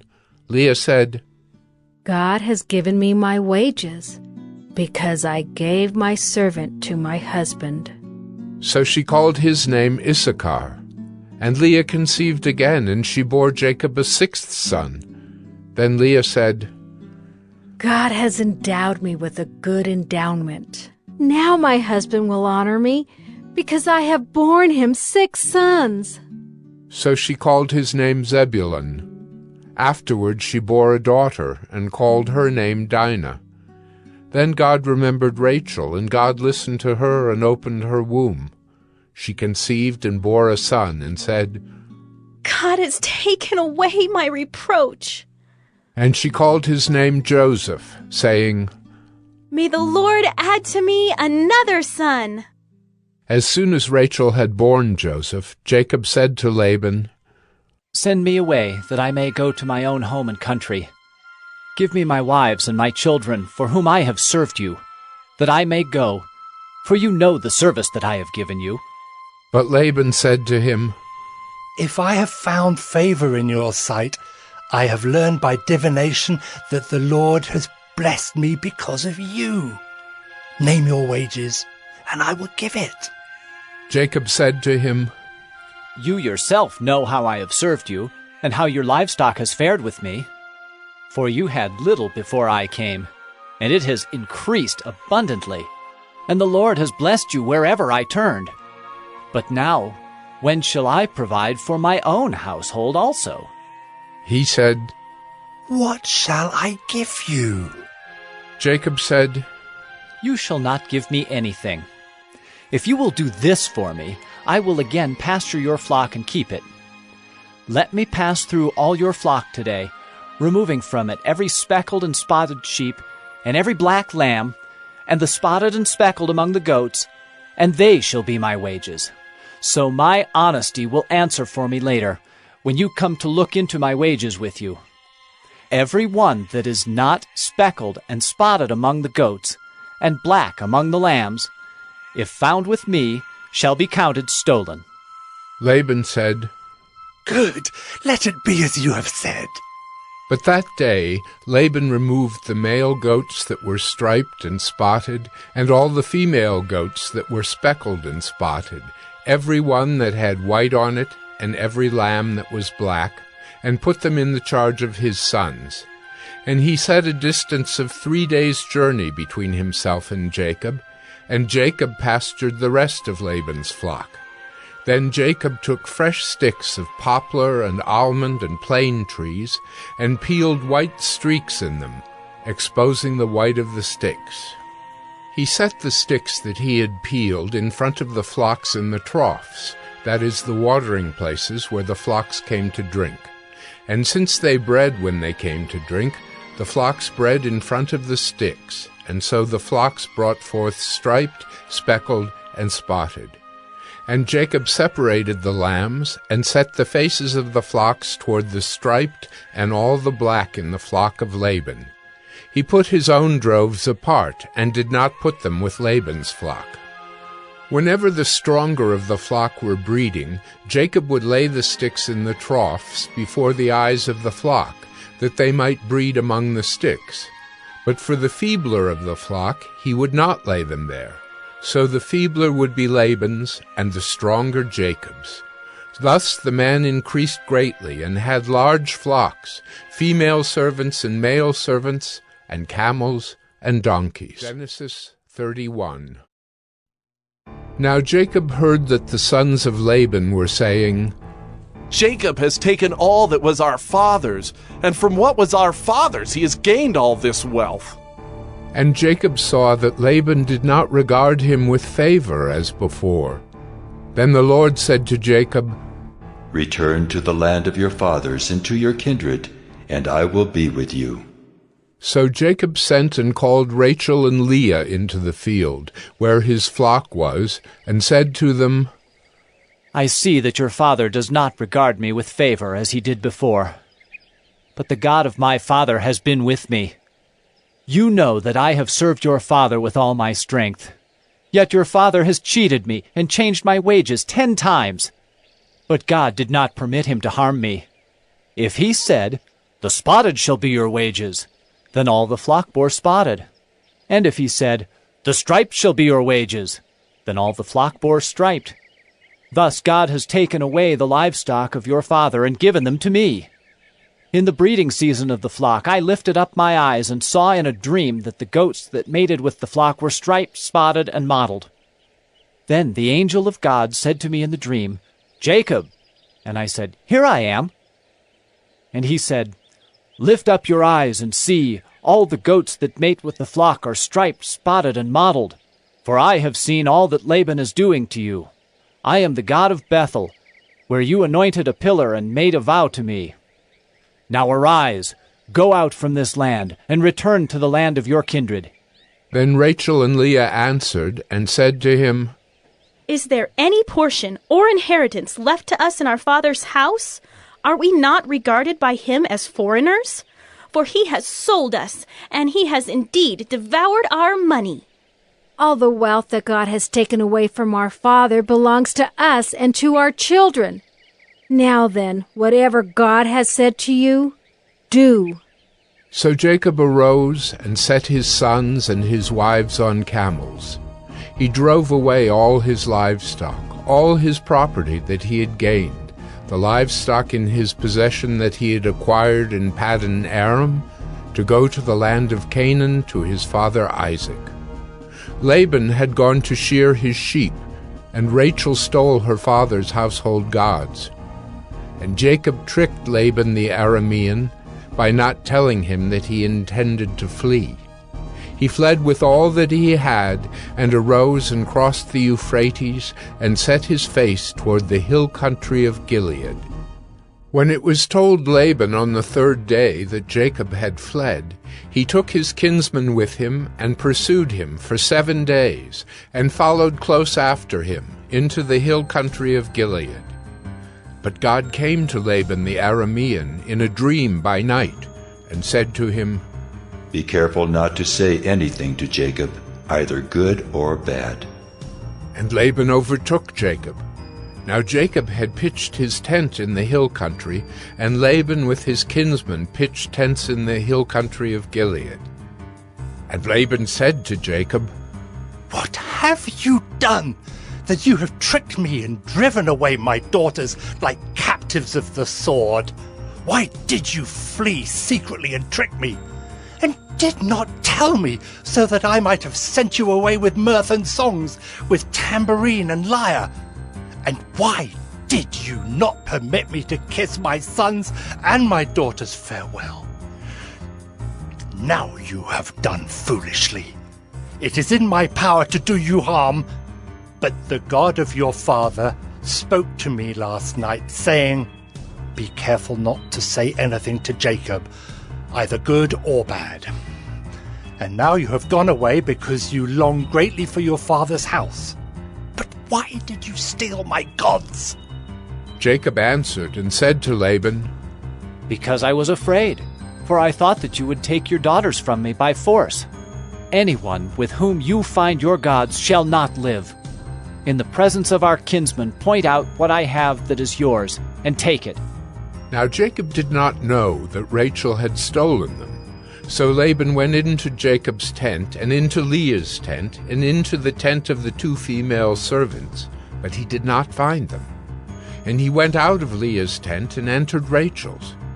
Now Rachel had taken the household gods, and put them in the camel's saddle, and sat on them. Laban felt all about the tent, but did not find them. And she said to her father, Let not my lord be angry that I cannot rise before you, for the way of women is upon me.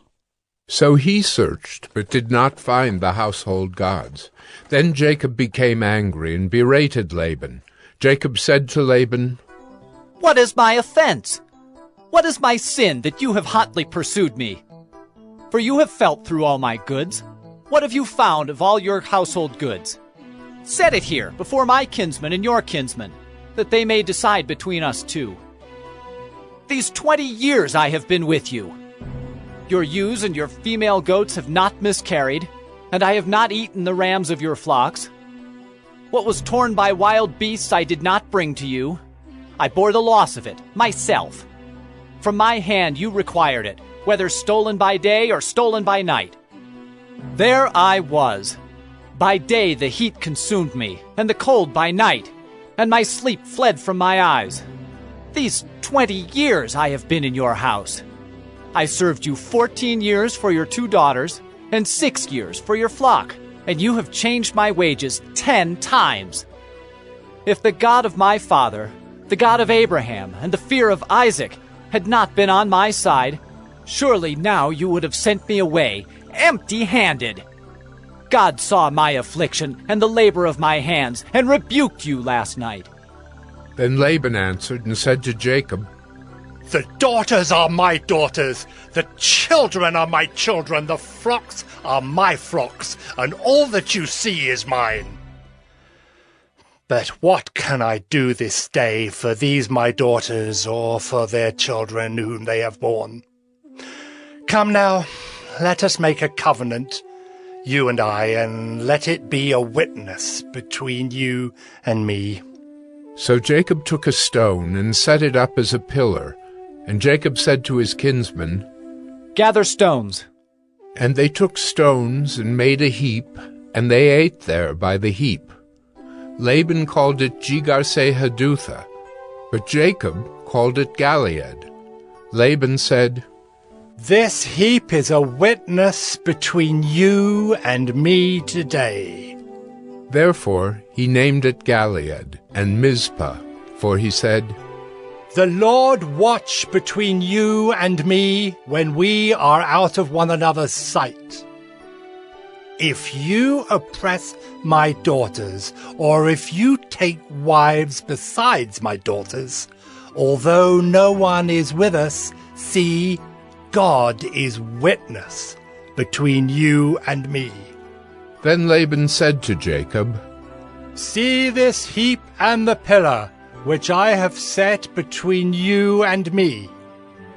This heap is a witness, and the pillar is a witness, that I will not pass over this heap to you, and you will not pass over this heap and this pillar to me to do harm.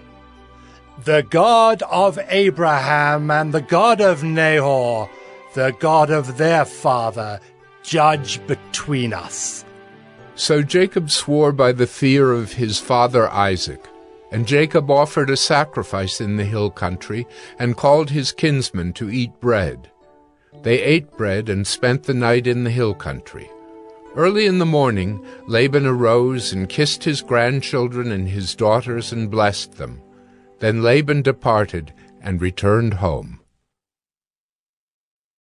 Genesis 32. Jacob went on his way, and the angels of God met him. And when Jacob saw them, he said, This is God's camp. So he called the name of that place Mahanaim.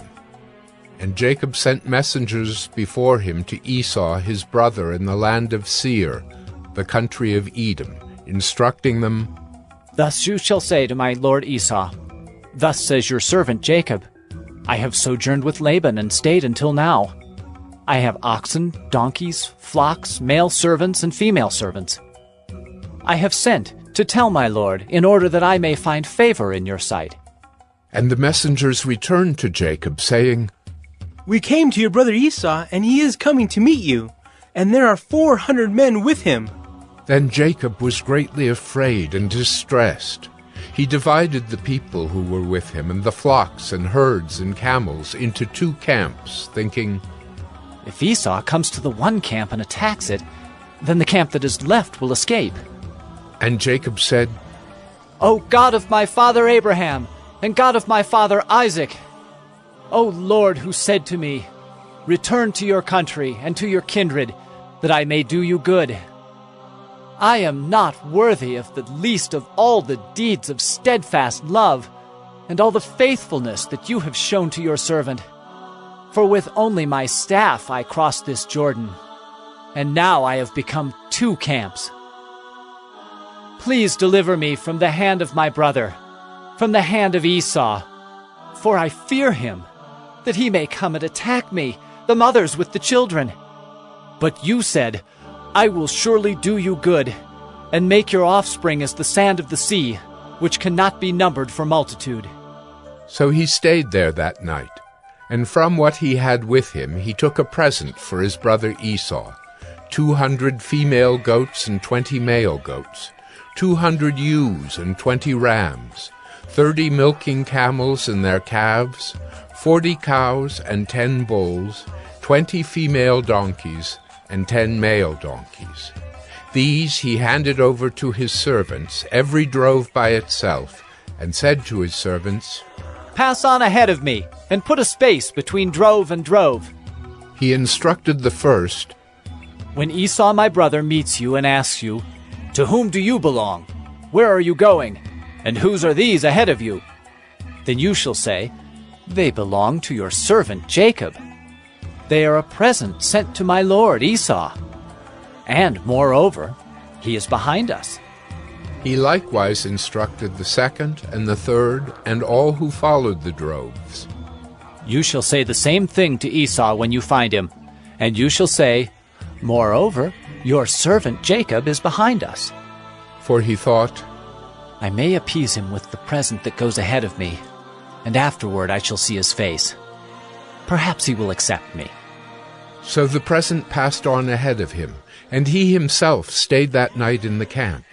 The same night he arose and took his 2 wives, his 2 female servants, and his 11 children, and crossed the ford of the Jabbok. He took them and sent them across the stream and everything else that he had, and Jacob was left alone. And a man wrestled with him until the breaking of the day. When the man saw that he did not prevail against Jacob, he touched his hip socket, and Jacob's hip was put out of joint as he wrestled with him. Then he said, "Let me go, for the day has broken." But Jacob said, "I will not let you go unless you bless me." And he said to him, "What is your name?" And he said, "Jacob." Then he said, "Your name shall no longer be called Jacob, but Israel, for you have striven with God and with men, and have prevailed." Then Jacob asked him, "Please, tell me your name." But he said, "Why is it that you ask my name?"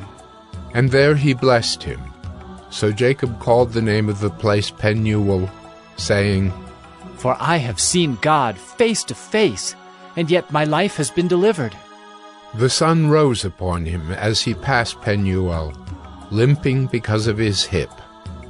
Therefore to this day the people of Israel do not eat the sinew of the thigh that is on the hip socket, because he touched the socket of Jacob's hip on the sinew of the thigh.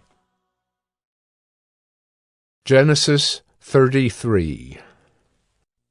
And Jacob lifted up his eyes and looked, and behold, Esau was coming, and 400 men with him. So he divided the children among Leah and Rachel and the 2 female servants. And he put the servants with their children in front, then Leah with her children, and Rachel and Joseph last of all. He himself went on before them, bowing himself to the ground 7 times, until he came near to his brother. But Esau ran to meet him, and embraced him, and fell on his neck, and kissed him, and they wept. And when Esau lifted up his eyes, and saw the women and children, he said, "Who are these with you?" Jacob said, "The children whom God has graciously given your servant." Then the servants drew near, they and their children, and bowed down. Leah likewise and her children drew near and bowed down. And last, Joseph and Rachel drew near, and they bowed down. Esau said, "What do you mean by all this company that I met?" Jacob answered, "To find favor in the sight of my Lord." But Esau said, "I have enough, my brother. Keep what you have for yourself." Jacob said, "No, please. If I have found favor in your sight, then accept my present from my hand. For I have seen your face, which is like seeing the face of God, and you have accepted me.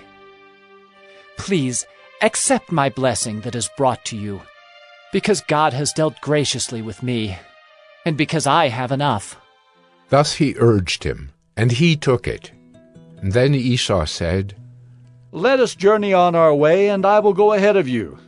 But Jacob said to him, "My Lord knows that the children are frail, and that the nursing flocks and herds are a care to me.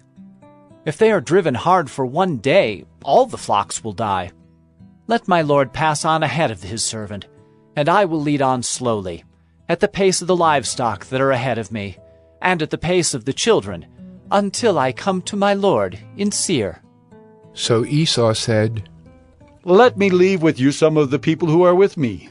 But he said, "What need is there? Let me find favor in the sight of my Lord."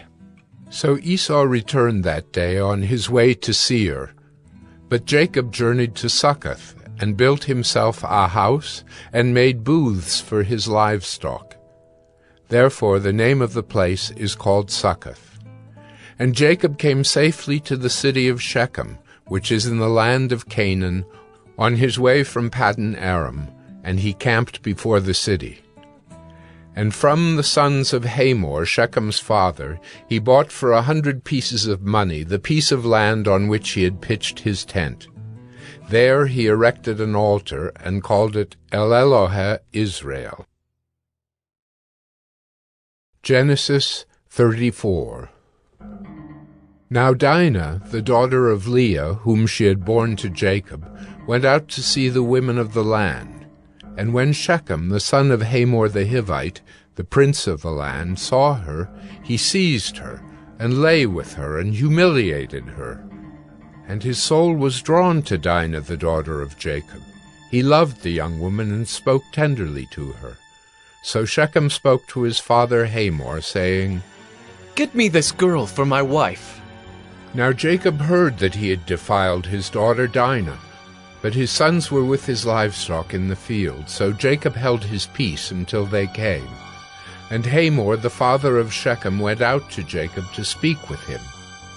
The sons of Jacob had come in from the field as soon as they heard of it, and the men were indignant and very angry, because he had done an outrageous thing in Israel by lying with Jacob's daughter, for such a thing must not be done. But Hamor spoke with them, saying, "The soul of my son Shechem longs for your daughter. Please give her to him to be his wife. Make marriages with us, give your daughters to us, and take our daughters for yourselves. You shall dwell with us, and the land shall be open to you. Dwell and trade in it, and get property in it." Shechem also said to her father and to her brothers, "Let me find favor in your eyes, and whatever you say to me I will give. Ask me for as great a bride price and gift as you will, and I will give whatever you say to me. Only give me the young woman to be my wife." The sons of Jacob answered Shechem and his father Hamor deceitfully, because he had defiled their sister Dinah. They said to them, "We cannot do this thing to give our sister to one who is uncircumcised, for that would be a disgrace to us. Only on this condition will we agree with you, that you will become as we are by every male among you being circumcised." "Then we will give our daughters to you, and we will take your daughters to ourselves, and we will dwell with you and become one people. But if you will not listen to us and be circumcised, then we will take our daughter, and we will be gone." Their words pleased Hamor and Hamor's son Shechem, and the young man did not delay to do the thing, because he delighted in Jacob's daughter. Now he was the most honored of all his father's house. So Hamor and his son Shechem came to the gate of their city, and spoke to the men of their city, saying, "These men are at peace with us. Let them dwell in the land and trade in it, for behold, the land is large enough for them. Let us take their daughters as wives, and let us give them our daughters." Only on this condition will the men agree to dwell with us to become one people, when every male among us is circumcised as they are circumcised. Will not their livestock, their property, and all their beasts be ours? Only let us agree with them, and they will dwell with us." And all who went out of the gate of his city listened to Hamor and his son Shechem, and every male was circumcised, all who went out of the gate of his city. On the third day, when they were sore, two of the sons of Jacob, Simeon and Levi, Dinah's brothers, took their swords and came against the city while it felt secure, and killed all the males. They killed Hamor and his son Shechem with the sword, and took Dinah out of Shechem's house and went away. The sons of Jacob came upon the slain and plundered the city, because they had defiled their sister. They took their flocks and their herds, their donkeys, and whatever was in the city and in the field. All their wealth, all their little ones and their wives, all that was in the houses, they captured and plundered.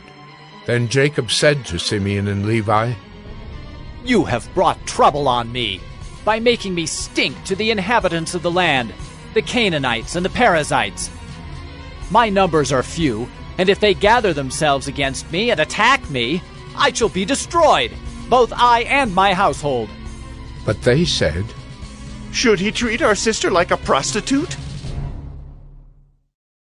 Genesis 35. God said to Jacob, "Arise, go up to Bethel and dwell there. Make an altar there to the God who appeared to you when you fled from your brother Esau." So Jacob said to his household and to all who were with him, "Put away the foreign gods that are among you, and purify yourselves, and change your garments.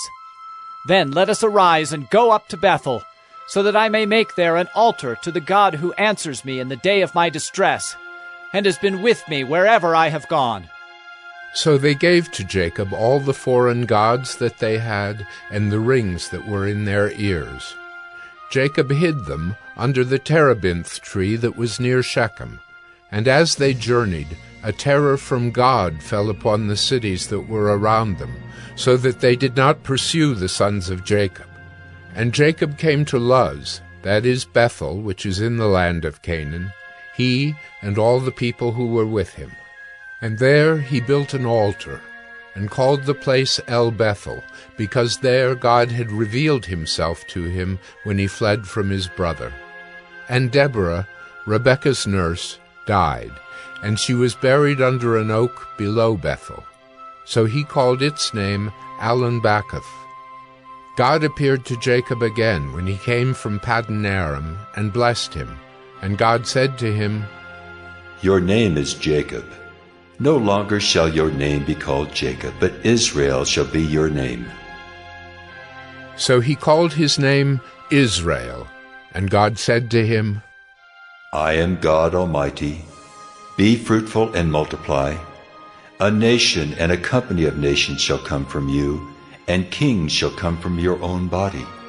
The land that I gave to Abraham and Isaac I will give to you, and I will give the land to your offspring after you." Then God went up from him in the place where he had spoken with him. And Jacob set up a pillar in the place where he had spoken with him, a pillar of stone. He poured out a drink offering on it, and poured oil on it. So Jacob called the name of the place where God had spoken with him Bethel. Then they journeyed from Bethel. When they were still some distance from Ephrath, Rachel went into labor, and she had hard labor. And when her labor was at its hardest, the midwife said to her, "Do not fear, for you have another son." And as her soul was departing, for she was dying, she called his name Ben-Oni, but his father called him Benjamin. So Rachel died, and she was buried on the way to Ephrath, that is, Bethlehem. And Jacob set up a pillar over her tomb.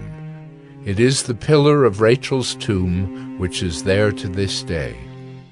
Israel journeyed on, and pitched his tent beyond the Tower of Eder.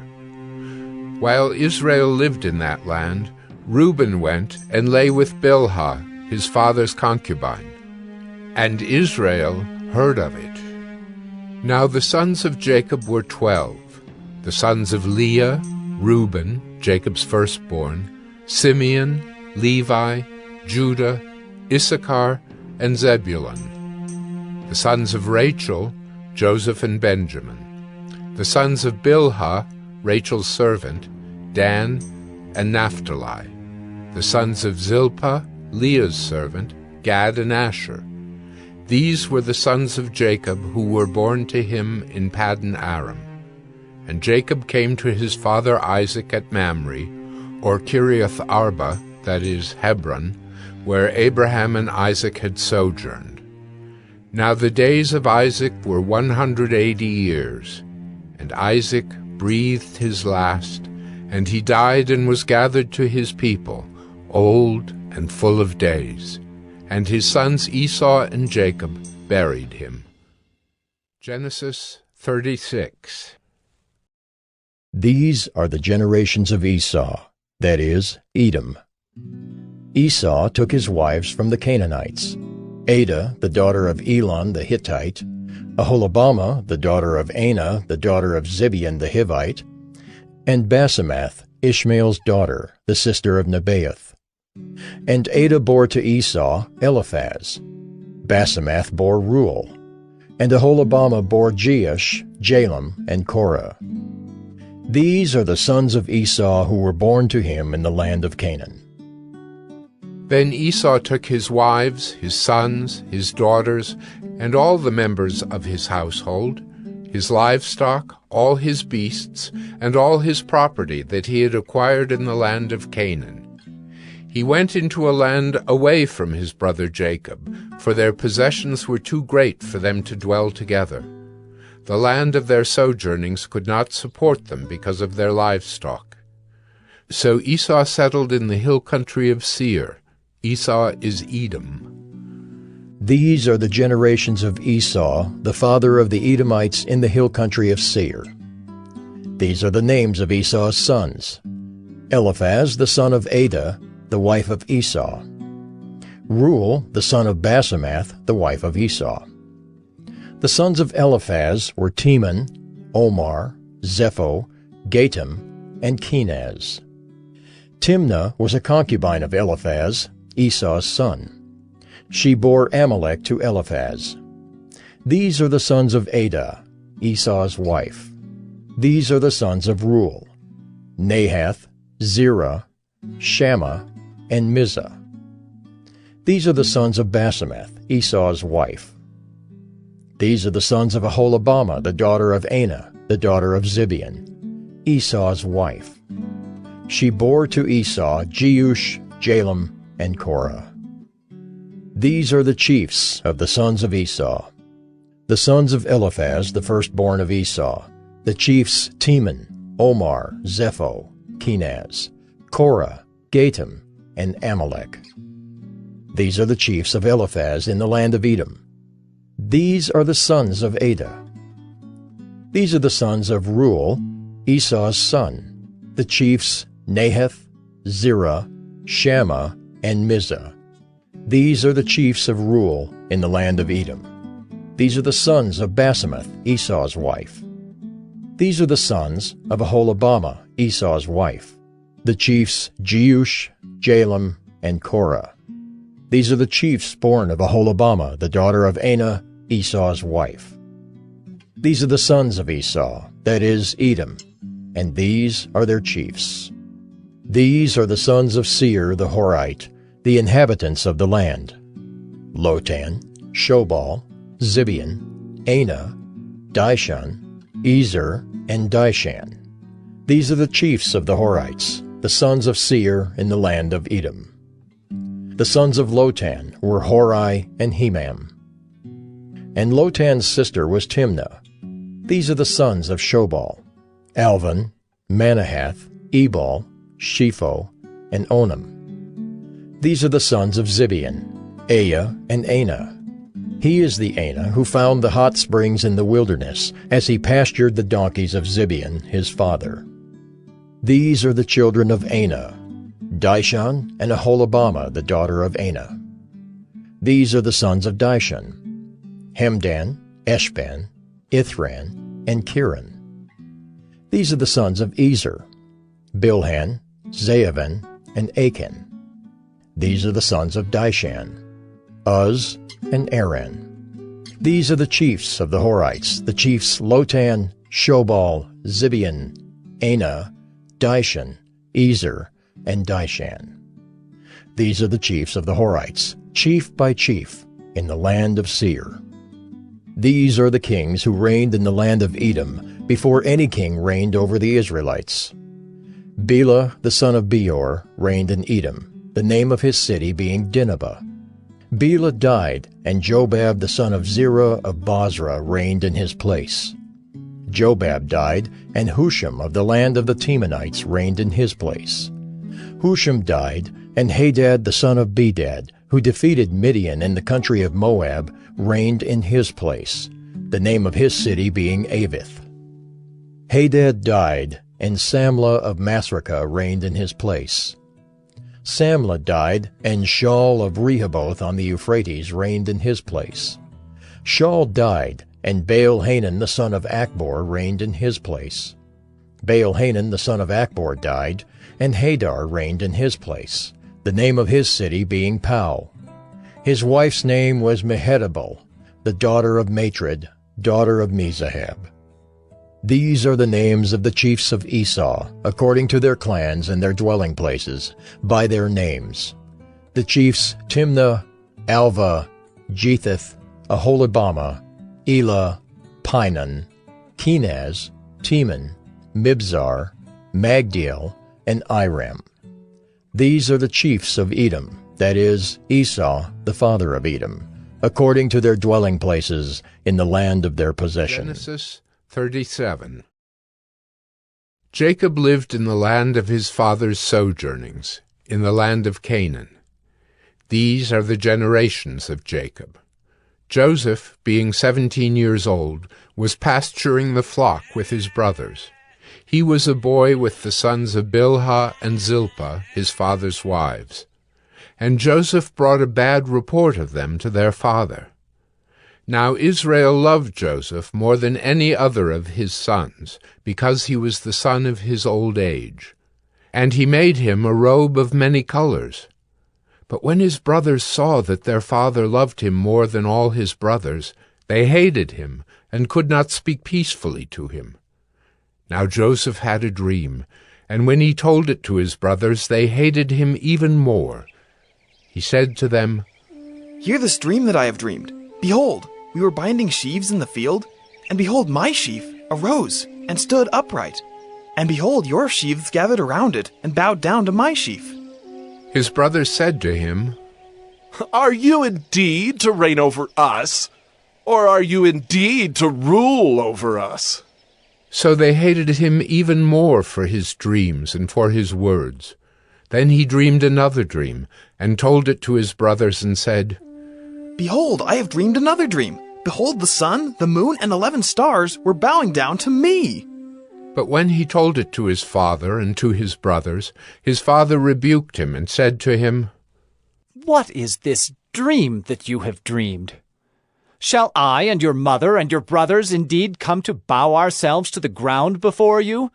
And his brothers were jealous of him, but his father kept the saying in mind. Now his brothers went to pasture their father's flock near Shechem. And Israel said to Joseph, "Are not your brothers pasturing the flock at Shechem? Come, I will send you to them." And he said to him, "Here I am." So he said to him, "Go now, see if it is well with your brothers and with the flock, and bring me word." So he sent him from the valley of Hebron, and he came to Shechem. And a man found him wandering in the fields, and the man asked him, "What are you seeking?" "I am seeking my brothers." He said, "Tell me, please, where they are pasturing the flock?" And the man said, "They have gone away, for I heard them say, 'Let us go to Dothan.'" So Joseph went after his brothers, and found them at Dothan. They saw him from afar, and before he came near to them, they conspired against him to kill him. They said to one another, "Here comes this dreamer." "Come now, let us kill him and throw him into one of the pits. Then we will say that a fierce animal has devoured him, and we will see what will become of his dreams." But when Reuben heard it, he rescued him out of their hands, saying, "Let us not take his life." And Reuben said to them, "Shed no blood. Throw him into this pit here in the wilderness. But do not lay a hand on him." that he might rescue him out of their hand to restore him to his father. So when Joseph came to his brothers, they stripped him of his robe, the robe of many colors that he wore. And they took him and threw him into a pit. The pit was empty. There was no water in it. Then they sat down to eat. And looking up, they saw a caravan of Ishmaelites coming from Gilead, with their camels bearing gum, balm, and myrrh, on their way to carry it down to Egypt. Then Judah said to his brothers, "What profit is it if we kill our brother and conceal his blood? Come, let us sell him to the Ishmaelites, and let not our hand be upon him, for he is our brother, our own flesh." And his brothers listened to him. Then Midianite traders passed by, and they drew Joseph up and lifted him out of the pit and sold him to the Ishmaelites for 20 shekels of silver. They took Joseph to Egypt. When Reuben returned to the pit and saw that Joseph was not in the pit, he tore his clothes and returned to his brothers and said, "The boy is gone, and I. Where shall I go?" Then they took Joseph's robe and slaughtered a goat and dipped the robe in the blood. And they sent the robe of many colors and brought it to their father and said, "This we have found. please identify whether it is your son's robe or not. And he identified it and said, It is my son's robe. A fierce animal has devoured him. Joseph is without doubt torn to pieces. Then Jacob tore his garments and put sackcloth on his loins and mourned for his son many days. All his sons and all his daughters rose up to comfort him, but he refused to be comforted and said, No, I shall go down to Sheol to my son mourning. Thus his father wept for him. Meanwhile, the Midianites had sold him in Egypt to Potiphar, an officer of Pharaoh, the captain of the guard. Genesis 38. It happened at that time that Judah went down from his brothers and turned aside to a certain Adullamite, whose name was Hira. There Judah saw the daughter of a certain Canaanite, whose name was Shua. He took her and went in to her, and she conceived and bore a son, and he called his name She conceived again and bore a son, and she called his name Onan. Yet again she bore a son, and she called his name Shelah. Judah was in Chezib when she bore him. And Judah took a wife for his firstborn, and her name was Tamar. But Judah's firstborn, was wicked in the sight of the Lord, and the Lord put him to death. Then Judah said to Onan, Go into your brother's wife, and perform the duty of a brother-in-law to her, and raise up offspring for your brother. But Onan knew that the offspring would not be his. So whenever he went in to his brother's wife, he would waste the semen on the ground, so as not to give offspring to his brother. And what he did was wicked in the sight of the Lord, and he put him to death also. Then Judah said to Tamar, his daughter-in-law, Remain a widow in your father's house, till Shelah my son grows up. For he feared that he would die like his brothers. So Tamar went and remained in her father's house. In the course of time the wife of Judah, Shua's daughter, died. When Judah was comforted, he went up to Timnah to his sheep-shearers, he and his friend Hira the Adullamite. And when Tamar was told, Your father-in-law is going up to Timnah to shear his sheep, she took off her widow's garments and covered herself with a veil, wrapping herself up, and sat at the entrance to Enaim, which is on the road to Timnah. For she saw that Shelah was grown up, and she had not been given to him in marriage. When Judah saw her, he thought she was a prostitute, for she had covered her face. He turned to her at the roadside and said, Come, let me come in to you. For he did not know that she was his daughter-in-law. She said, What will you give me that you may come in to me? He answered, I will send you a young goat from the flock. And she said, If you give me a pledge until you send it. He said, What pledge shall I give you? She replied, Your signet and your cord and your staff that is in your hand. So he gave them to her and went in to her, and she conceived by him. Then she arose and went away, and taking off her veil, she put on the garments of her widowhood. When Judah sent the young goat by his friend the Adullamite to take back the pledge from the woman's hand, he did not find her. And he asked the men of the place, Where is the cult prostitute who was at Enaim at the roadside? And they said, No cult prostitute has been here. So he returned to Judah and said, I have not found her. Also the men of the place said, No cult prostitute has been here. And Judah replied, Let her keep the things as her own, or we shall be laughed at. You see, I sent this young goat, and you did not find her. About 3 months later, Judah was told, Tamar, your daughter-in-law, has been immoral. Moreover, she is pregnant by immorality. And Judah said, Bring her out, and let her be burned. As she was being brought out, she sent word to her father-in-law. By the man to whom these belong, I am pregnant. And she said, Please, identify whose these are, the signet and the cord and the staff. Then Judah identified them and said, She is more righteous than I, since I did not give her to my son Shelah. And he did not know her again. When the time of her labor came, there were twins in her womb.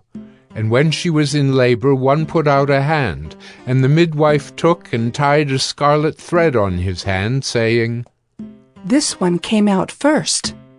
But as he drew back his hand, behold, his brother came out, and she said, What a breach you have made for yourself. Therefore his name was called Perez.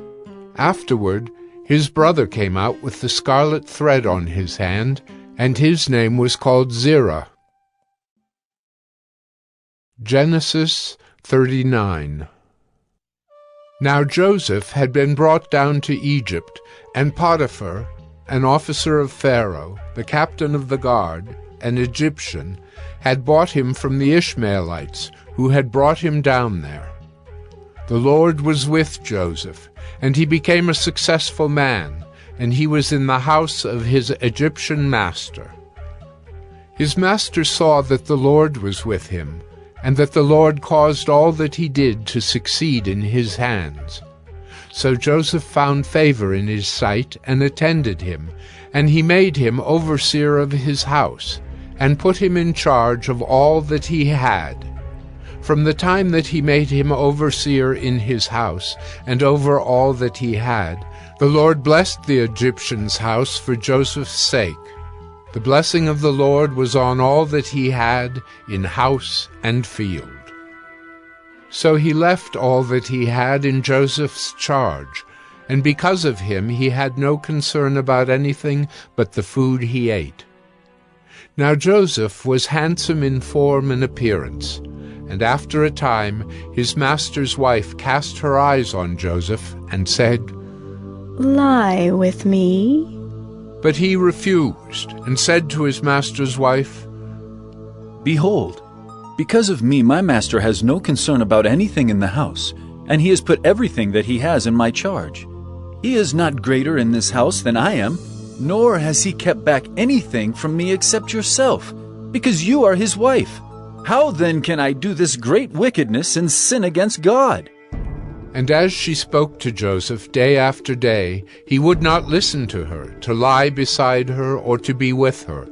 But one day, when he went into the house to do his work, and none of the men of the house was there in the house, she caught him by his garment, saying, Lie with me. But he left his garment in her hand and fled, and got out of the house.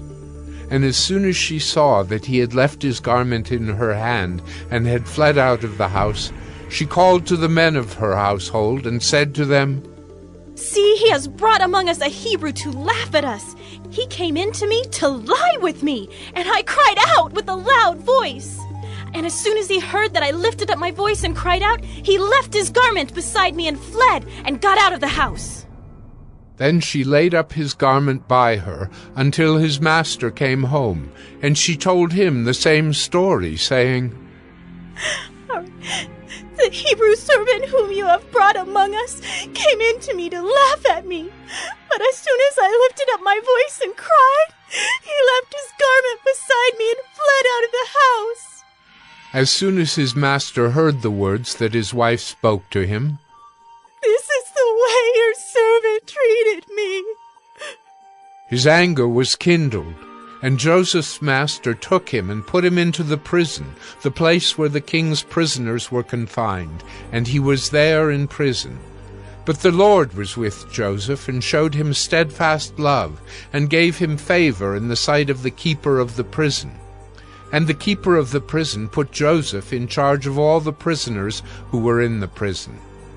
Whatever was done there, he was the one who did it. The keeper of the prison paid no attention to anything that was in Joseph's charge, because the Lord was with him, and whatever he did, the Lord made it succeed. Genesis 40. Some time after this, the cupbearer of the king of Egypt and his baker committed an offense against their lord, the king of Egypt. And Pharaoh was angry with his two officers, the chief cupbearer and the chief baker, and he put them in custody in the house of the captain of the guard, in the prison where Joseph was confined. The captain of the guard appointed Joseph to be with them, and he attended them. They continued for some time in custody, and one night they both dreamed, the cupbearer and the baker of the king of Egypt, who were confined in the prison, each his own dream, and each dream with its own interpretation. When Joseph came to them in the morning, he saw that they were troubled. So he asked Pharaoh's officers, who were with him in custody in his master's house, "Why are your faces downcast today?" They said to him, "We have had dreams, and there is no one to interpret them." And Joseph said to them, "Do not interpretations belong to God? Please, tell them to me."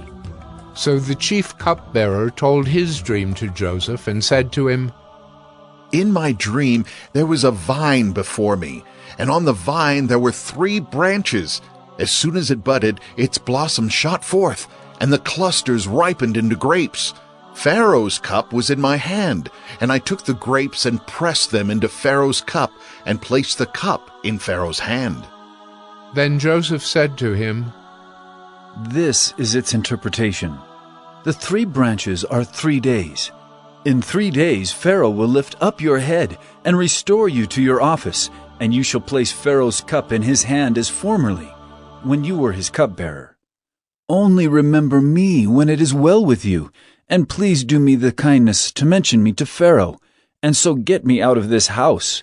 For I was indeed stolen out of the land of the Hebrews, and here also I have done nothing that they should put me into the pit." When the chief baker saw that the interpretation was favorable, he said to Joseph, "I also had a dream. There were 3 cake baskets on my head, and in the uppermost basket there were all sorts of baked food for Pharaoh. But the birds were eating it out of the basket on my head." And Joseph answered and said, "This is its interpretation. The 3 baskets are 3 days. In 3 days Pharaoh will lift up your head from you and hang you on a tree, and the birds will eat the flesh from you." On the 3rd day, which was Pharaoh's birthday, he made a feast for all his servants, and lifted up the head of the chief cupbearer and the head of the chief baker among his servants. He restored the chief cupbearer to his position, and he placed the cup in Pharaoh's hand. But he hanged the chief baker, as Joseph had interpreted to them. Yet the chief cupbearer did not remember Joseph, but forgot him. Genesis 41. After 2 whole years, Pharaoh dreamed that he was standing by the Nile, and behold, there came up out of the Nile 7 cows, attractive and plump, and they fed in the reed grass.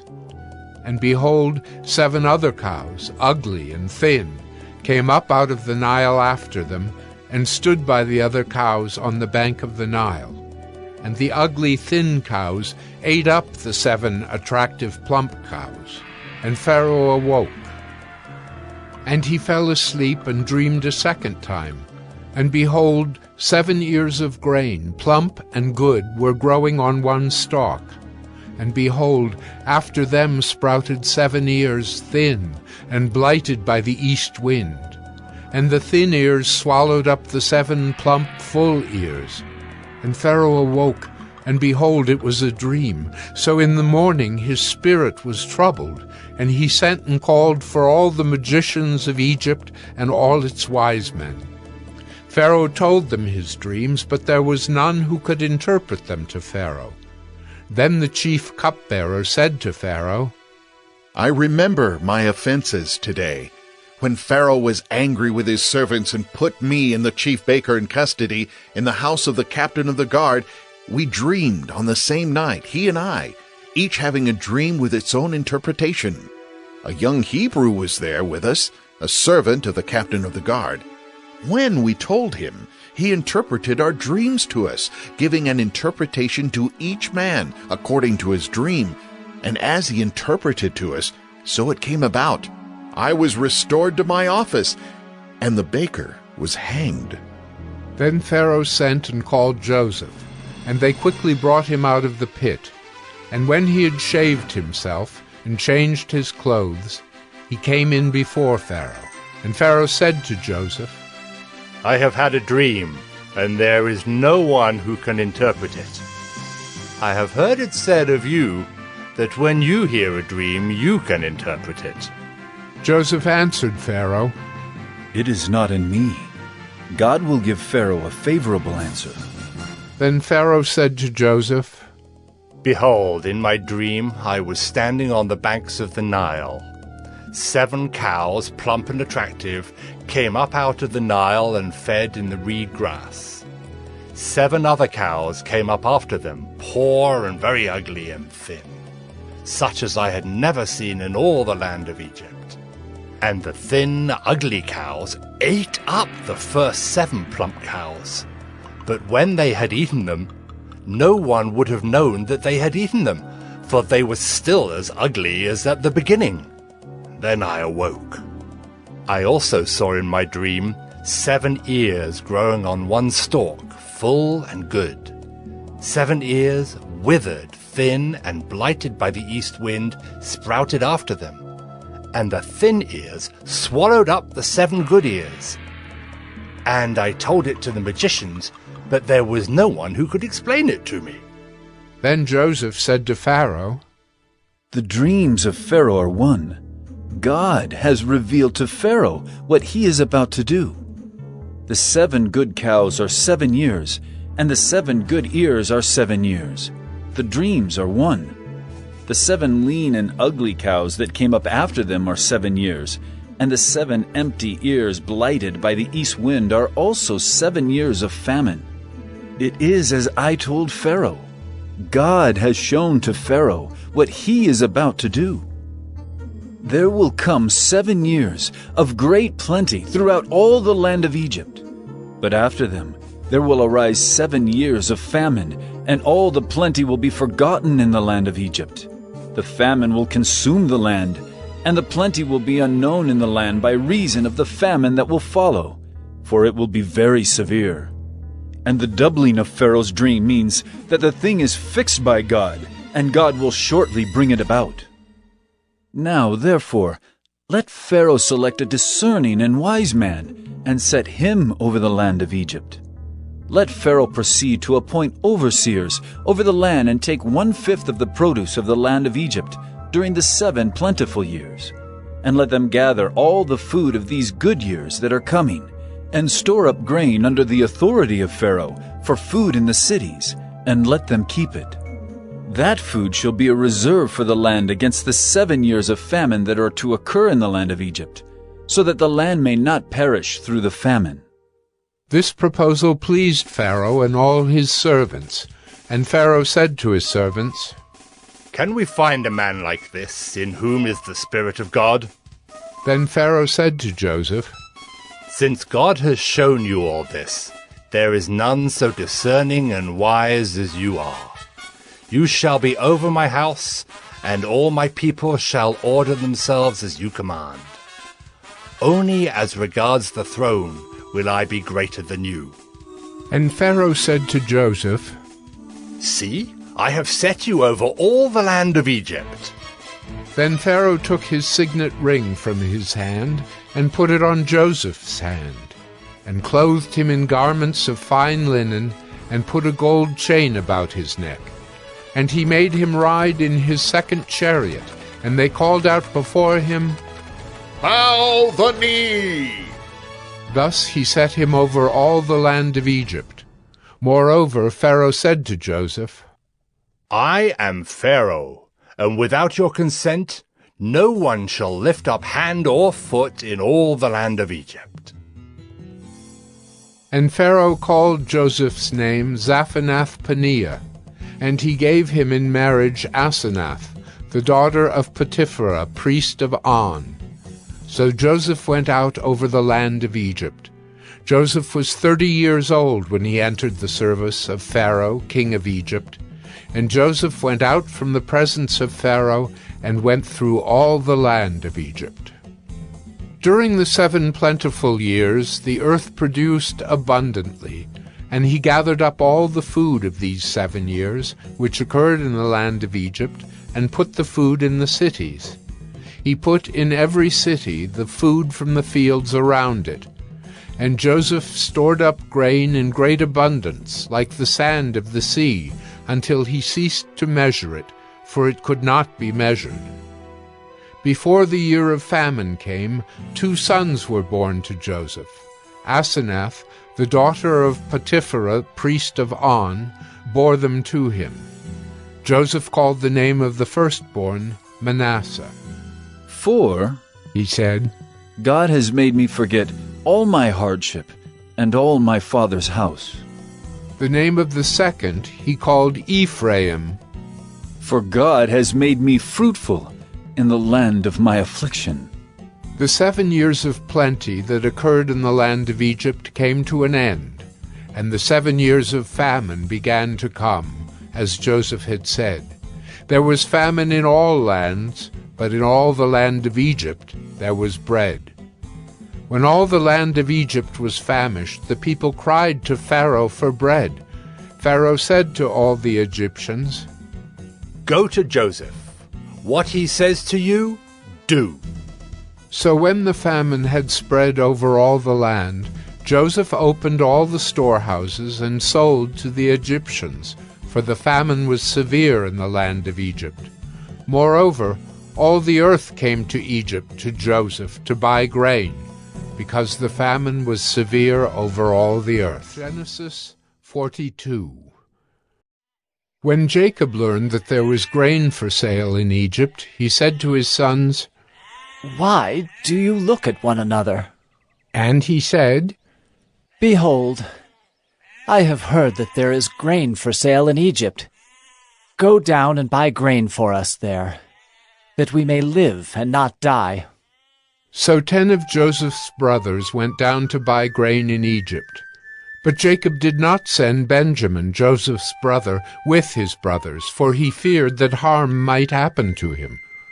Thus the sons of Israel came to buy among the others who came, for the famine was in the land of Canaan. Now Joseph was governor over the land. He was the one who sold to all the people of the land. And Joseph's brothers came and bowed themselves before him with their faces to the ground. Joseph saw his brothers and recognized them, but he treated them like strangers and spoke roughly to them. "Where do you come from?" he said. They said, "From the land of Canaan, to buy food." And Joseph recognized his brothers, but they did not recognize him. And Joseph remembered the dreams that he had dreamed of them. And he said to them, "You are spies! You have come to see the nakedness of the land." They said to him, "No, my lord, your servants have come to buy food.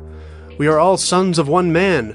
We are honest men. Your servants have never been spies." He said to them, "No, it is the nakedness of the land that you have come to see." And they said, "We, your servants, are 12 brothers, the sons of one man in the land of Canaan. And behold, the youngest is this day with our father, and one is no more." But Joseph said to them, "It is as I said to you. You are spies. By this you shall be tested. By the life of Pharaoh, you shall not go from this place unless your youngest brother comes here.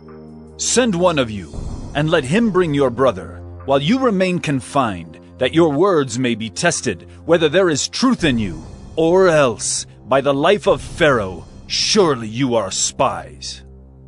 And he put them all together in custody for 3 days. On the 3rd day Joseph said to them, "Do this, and you will live, for I fear God. If you are honest men, let one of your brothers remain confined, where you are in custody. and let the rest go and carry grain for the famine of your households. And bring your youngest brother to me, so your words will be verified, and you shall not die." And they did so. Then they said to one another, "In truth we are guilty concerning our brother, in that we saw the distress of his soul, when he begged us and we did not listen. That is why this distress has come upon us." And Reuben answered them, "Did I not tell you not to sin against the boy? But you did not listen. So now there comes a reckoning for his blood." They did not know that Joseph understood them, for there was an interpreter between them. Then he turned away from them and wept. And he returned to them and spoke to them. And he took Simeon from them and bound him before their eyes. And Joseph gave orders to fill their bags with grain, and to replace every man's money in his sack, and to give them provisions for the journey. This was done for them. Then they loaded their donkeys with their grain and departed. And as one of them opened his sack to give his donkey fodder at the lodging place, he saw his money in the mouth of his sack. He said to his brothers, "My money has been put back. Here it is in the mouth of my sack." At this their hearts failed them, and they turned trembling to one another, saying, "What is this that God has done to us?" When they came to Jacob their father in the land of Canaan, they told him all that had happened to them, saying, "The man, the lord of the land, spoke roughly to us and took us to be spies of the land. But we said to him, 'We are honest men. We have never been spies. We are 12 brothers, sons of our father. One is no more, and the youngest is this day with our father in the land of Canaan.' Then the man, the lord of the land, said to us, 'By this I shall know that you are honest men.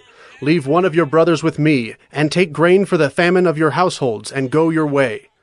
Bring your youngest brother to me. Then I shall know that you are not spies, but honest men, and I will deliver your brother to you, and you shall trade in the land.' As they emptied their sacks, behold, every man's bundle of money was in his sack. And when they and their father saw their bundles of money, they were afraid. And Jacob their father said to them, 'You have bereaved me of my children.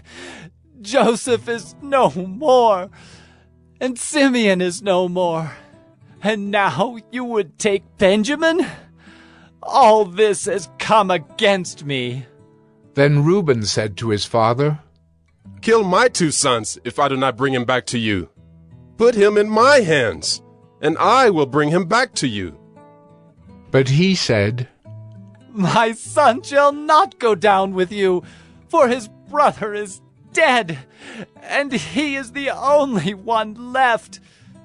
If harm should happen to him on the journey that you are to make, you would bring down my gray hairs with sorrow to Sheol.'" Genesis 43.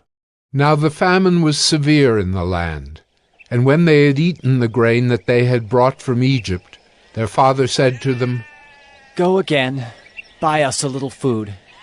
But Judah said to him, "The man solemnly warned us, saying, 'You shall not see my face unless your brother is with you. If you will send our brother with us, we will go down and buy you food. But if you will not send him, we will not go down. For the man said to us, You shall not see my face unless your brother is with you.'" Israel said, "Why did you treat me so badly as to tell the man that you had another brother?" They replied, "The man questioned us carefully about ourselves and our kindred, saying, 'Is your father still alive? Do you have another brother?' What we told him was an answer to these questions." Could we in any way know that he would say, "Bring your brother down"? And Judah said to Israel his father, "Send the boy with me, and we will arise and go, that we may live and not die, both we and you, and also our little ones. I will be a pledge of his safety. From my hand you shall require him. If I do not bring him back to you and set him before you, then let me bear the blame forever. If we had not delayed, we would now have returned twice." Then their father Israel said to them, "If it must be so, Then do this. Take some of the choice fruits of the land in your bags, and carry a present down to the man. A little balm and a little honey, gum, myrrh, pistachio nuts, and almonds. Take double the money with you. Carry back with you the money that was returned in the mouth of your sacks. Perhaps it was an oversight.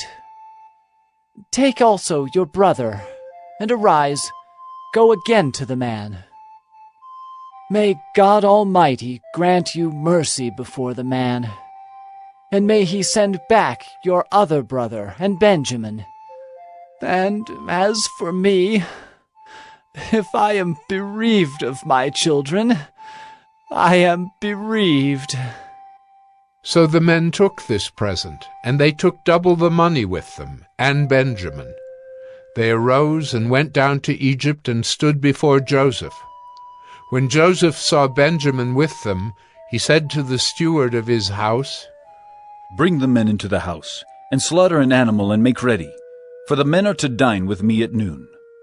The man did as Joseph told him, and brought the men to Joseph's house.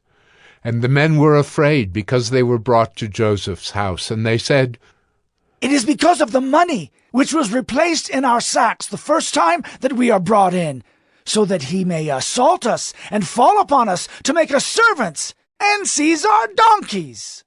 So they went up to the steward of Joseph's house and spoke with him at the door of the house and said, "Oh, my lord, we came down the first time to buy food. And when we came to the lodging place, we opened our sacks, and there was each man's money in the mouth of his sack, our money in full weight. So we have brought it again with us." And we have brought other money down with us to buy food. We do not know who put our money in our sacks. He replied, "Peace to you. Do not be afraid. Your God and the God of your father has put treasure in your sacks for you. I received your money." Then he brought Simeon out to them. And when the man had brought the men into Joseph's house, and given them water, and they had washed their feet, and when he had given their donkeys fodder, they prepared the present for Joseph's coming at noon, for they heard that they should eat bread there. When Joseph came home, they brought into the house to him the present that they had with them, and bowed down to him to the ground. And he inquired about their welfare, and said, "Is your father well, the old man of whom you spoke? Is he still alive?" They said, "Your servant, our father, is well. He is still alive." And they bowed their heads and prostrated themselves. And he lifted up his eyes and saw his brother Benjamin, his mother's son, and said, "Is this your youngest brother, of whom you spoke to me? God be gracious to you, my son." Then Joseph hurried out, for his compassion grew warm for his brother, and he sought a place to weep. And he entered his chamber and wept there. Then he washed his face and came out, and controlling himself, he said, "Serve the food." They served him by himself, and them by themselves, and the Egyptians who ate with him by themselves, because the Egyptians could not eat with the Hebrews, for that is an abomination to the Egyptians. And they sat before him, the firstborn according to his birthright, and the youngest according to his youth. And the men looked at one another in amazement. Portions were taken to them from Joseph's table, but Benjamin's portion was 5 times as much as any of theirs. And they drank and were merry with him. Genesis 44. Then he commanded the steward of his house, "Fill the men's sacks with food, as much as they can carry, and put each man's money in the mouth of his sack, and put my cup, the silver cup, in the mouth of the sack of the youngest, with his money for the grain." And he did as Joseph told him. As soon as the morning was light, the men were sent away with their donkeys. They had gone only a short distance from the city. Now Joseph said to his steward, "Up, follow after the men, and when you overtake them, say to them, 'Why have you repaid evil for good? Is it not from this that my Lord drinks, and by this that he practices divination? You have done evil in doing this." When he overtook them, he spoke to them these words. They said to him, "Why does my lord speak such words as these? Far be it from your servants to do such a thing." Behold, the money that we found in the mouths of our sacks we brought back to you from the land of Canaan. How then could we steal silver or gold from your lord's house? Whichever of your servants is found with it shall die, and we also will be my lord's servants. He said, "Let it be as you say. He who is found with it shall be my servant, and the rest of you shall be innocent." Then each man quickly lowered his sack to the ground, and each man opened his sack. And he searched, beginning with the eldest and ending with the youngest. And the cup was found in Benjamin's sack. Then they tore their clothes, and every man loaded his donkey, and they returned to the city. When Judah and his brothers came to Joseph's house, he was still there. They fell before him to the ground. Joseph said to them, "What deed is this that you have done? Do you not know that a man like me can indeed practice divination?" And Judah said, "What shall we say to my lord? What shall we speak? Or how can we clear ourselves? God has found out the guilt of your servants. Behold, we are my lord's servants, both we and he also in whose hand the cup has been found." But he said, "Far be it from me that I should do so. Only the man in whose hand the cup was found shall be my servant. But as for you, go up in peace to your father." Then Judah went up to him and said, "O my lord, please let your servant speak a word in my lord's ears, and let not your anger burn against your servant, for you are like Pharaoh himself. My lord asked his servant, saying, 'Have you a father or a brother?' And we said to my lord, 'We have a father, an old man, and a young brother, the child of his old age. His brother is dead, and he alone is left of his mother's children, and his father loves him.' Then you said to your servants, 'Bring him down to me, that I may set my eyes on him.' We said to my lord, 'The boy cannot leave his father, for if he should leave his father would die.' Then you said to your servants, 'Unless your youngest brother comes down with you, you shall not see my face again.' When we went back to your servant my father, we told him the words of my lord. And when our father said, 'Go again, buy us a little food,' we said, 'We cannot go down. If our youngest brother goes with us, then we will go down. For we cannot see the man's face unless our youngest brother is with us.' Then your servant my father said to us, 'You know that my wife bore me 2 sons. One left me, and I said, Surely he has been torn to pieces, and I have never seen him since. If you take this one also from me, and harm happens to him, you will bring down my gray hairs in evil to Sheol. Now therefore, as soon as I come to your servant my father, and the boy is not with us, then as his life is bound up in the boy's life, as soon as he sees that the boy is not with us, he will die, and your servants will bring down the gray hairs of your servant our father with sorrow to Sheol. For your servant became a pledge of safety for the boy to my father, saying, If I do not bring him back to you, then I shall bear the blame before my father all my life. Now therefore, please let your servant remain instead of the boy as a servant to my lord, and let the boy go back with his brothers. For how can I go back to my father if the boy is not with me? I fear to see the evil that would find my father." Genesis 45. Then Joseph could not control himself before all those who stood by him. He cried, "Make everyone go out from me." So no one stayed with him when Joseph made himself known to his brothers. And he wept aloud, so that the Egyptians heard it, and the household of Pharaoh heard it. And Joseph said to his brothers, "I am Joseph. Is my father still alive?" But his brothers could not answer him, for they were dismayed at his presence. So Joseph said to his brothers, "Come near to me. please."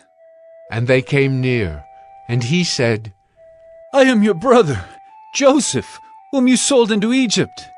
And now, do not be distressed or angry with yourselves, because you sold me here. For God sent me before you to preserve life. For the famine has been in the land these 2 years, and there are yet 5 years in which there will be neither plowing nor harvest. And God sent me before you to preserve for you a remnant on earth, and to keep alive for you many survivors. So it was not you who sent me here, but God. He has made me a father to Pharaoh, and lord of all his house, and ruler over all the land of Egypt. Hurry and go up to my father and say to him, 'Thus says your son, Joseph, God has made me lord of all Egypt. Come down to me, do not tarry. You shall dwell in the land of Goshen, and you shall be near me, you and your children and your children's children, and your flocks, your herds, and all that you have. There I will provide for you, for there are yet 5 years of famine to come, so that you and your household and all that you have do not come to poverty.' And now your eyes see, and the eyes of my brother Benjamin see, that it is my mouth that speaks to you. You must tell my father of all my honor in Egypt, and of all that you have seen. Hurry and bring my father down here." Then he fell upon his brother Benjamin's neck and wept, and Benjamin wept upon his neck. And he kissed all his brothers and wept upon them. After that, his brothers talked with him. When the report was heard in Pharaoh's house, "Joseph's brothers have come," it pleased Pharaoh and his servants. And Pharaoh said to Joseph, "Say to your brothers, 'Do this. Load your beasts and go back to the land of Canaan, and take your father and your households, and come to me, and I will give you the best of the land of Egypt, and you shall eat the fat of the land.' And you, Joseph, are commanded to say, 'Do this. Take wagons from the land of Egypt for your little ones and for your wives, and bring your father and come. Have no concern for your goods, for the best of all the land of Egypt is yours.'" The sons of Israel did so, and Joseph gave them wagons according to the command of Pharaoh, and gave them provisions for the journey. To each and all of them he gave a change of clothes. But to Benjamin he gave 300 shekels of silver and 5 changes of clothes. To his father he sent as follows: 10 donkeys loaded with the good things of Egypt, and 10 female donkeys loaded with grain, bread, and provision for his father on the journey. Then he sent his brothers away, and as they departed he said to them, "Do not quarrel on the way." So they went up out of Egypt and came to the land of Canaan, to their father Jacob. And they told him, "Joseph is still alive, and he is ruler over all the land of Egypt." And his heart became numb, for he did not believe them. But when they told him all the words of Joseph, which he had said to them, and when he saw the wagons that Joseph had sent to carry him, the spirit of their father Jacob revived. And Israel said, "It is enough. Joseph, my son, is still alive. I will go and see him before I die." Genesis 46. So Israel took his journey with all that he had, and came to Beer-sheba, and offered sacrifices to the God of his father Isaac. And God spoke to Israel in visions of the night, and said, "Jacob, Jacob." And he said, "Here am I." Then he said, "I am God, the God of your father. Do not be afraid to go down to Egypt, for there I will make you into a great nation. I myself will go down with you to Egypt, and I will also bring you up again, and Joseph's hand shall close your eyes." Then Jacob set out from Beer-sheba.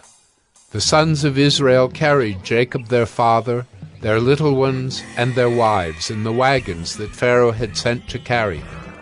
They also took their livestock and their goods, which they had gained in the land of Canaan, and came into Egypt, Jacob and all his offspring with him, his sons and his sons' sons with him, his daughters and his sons' daughters.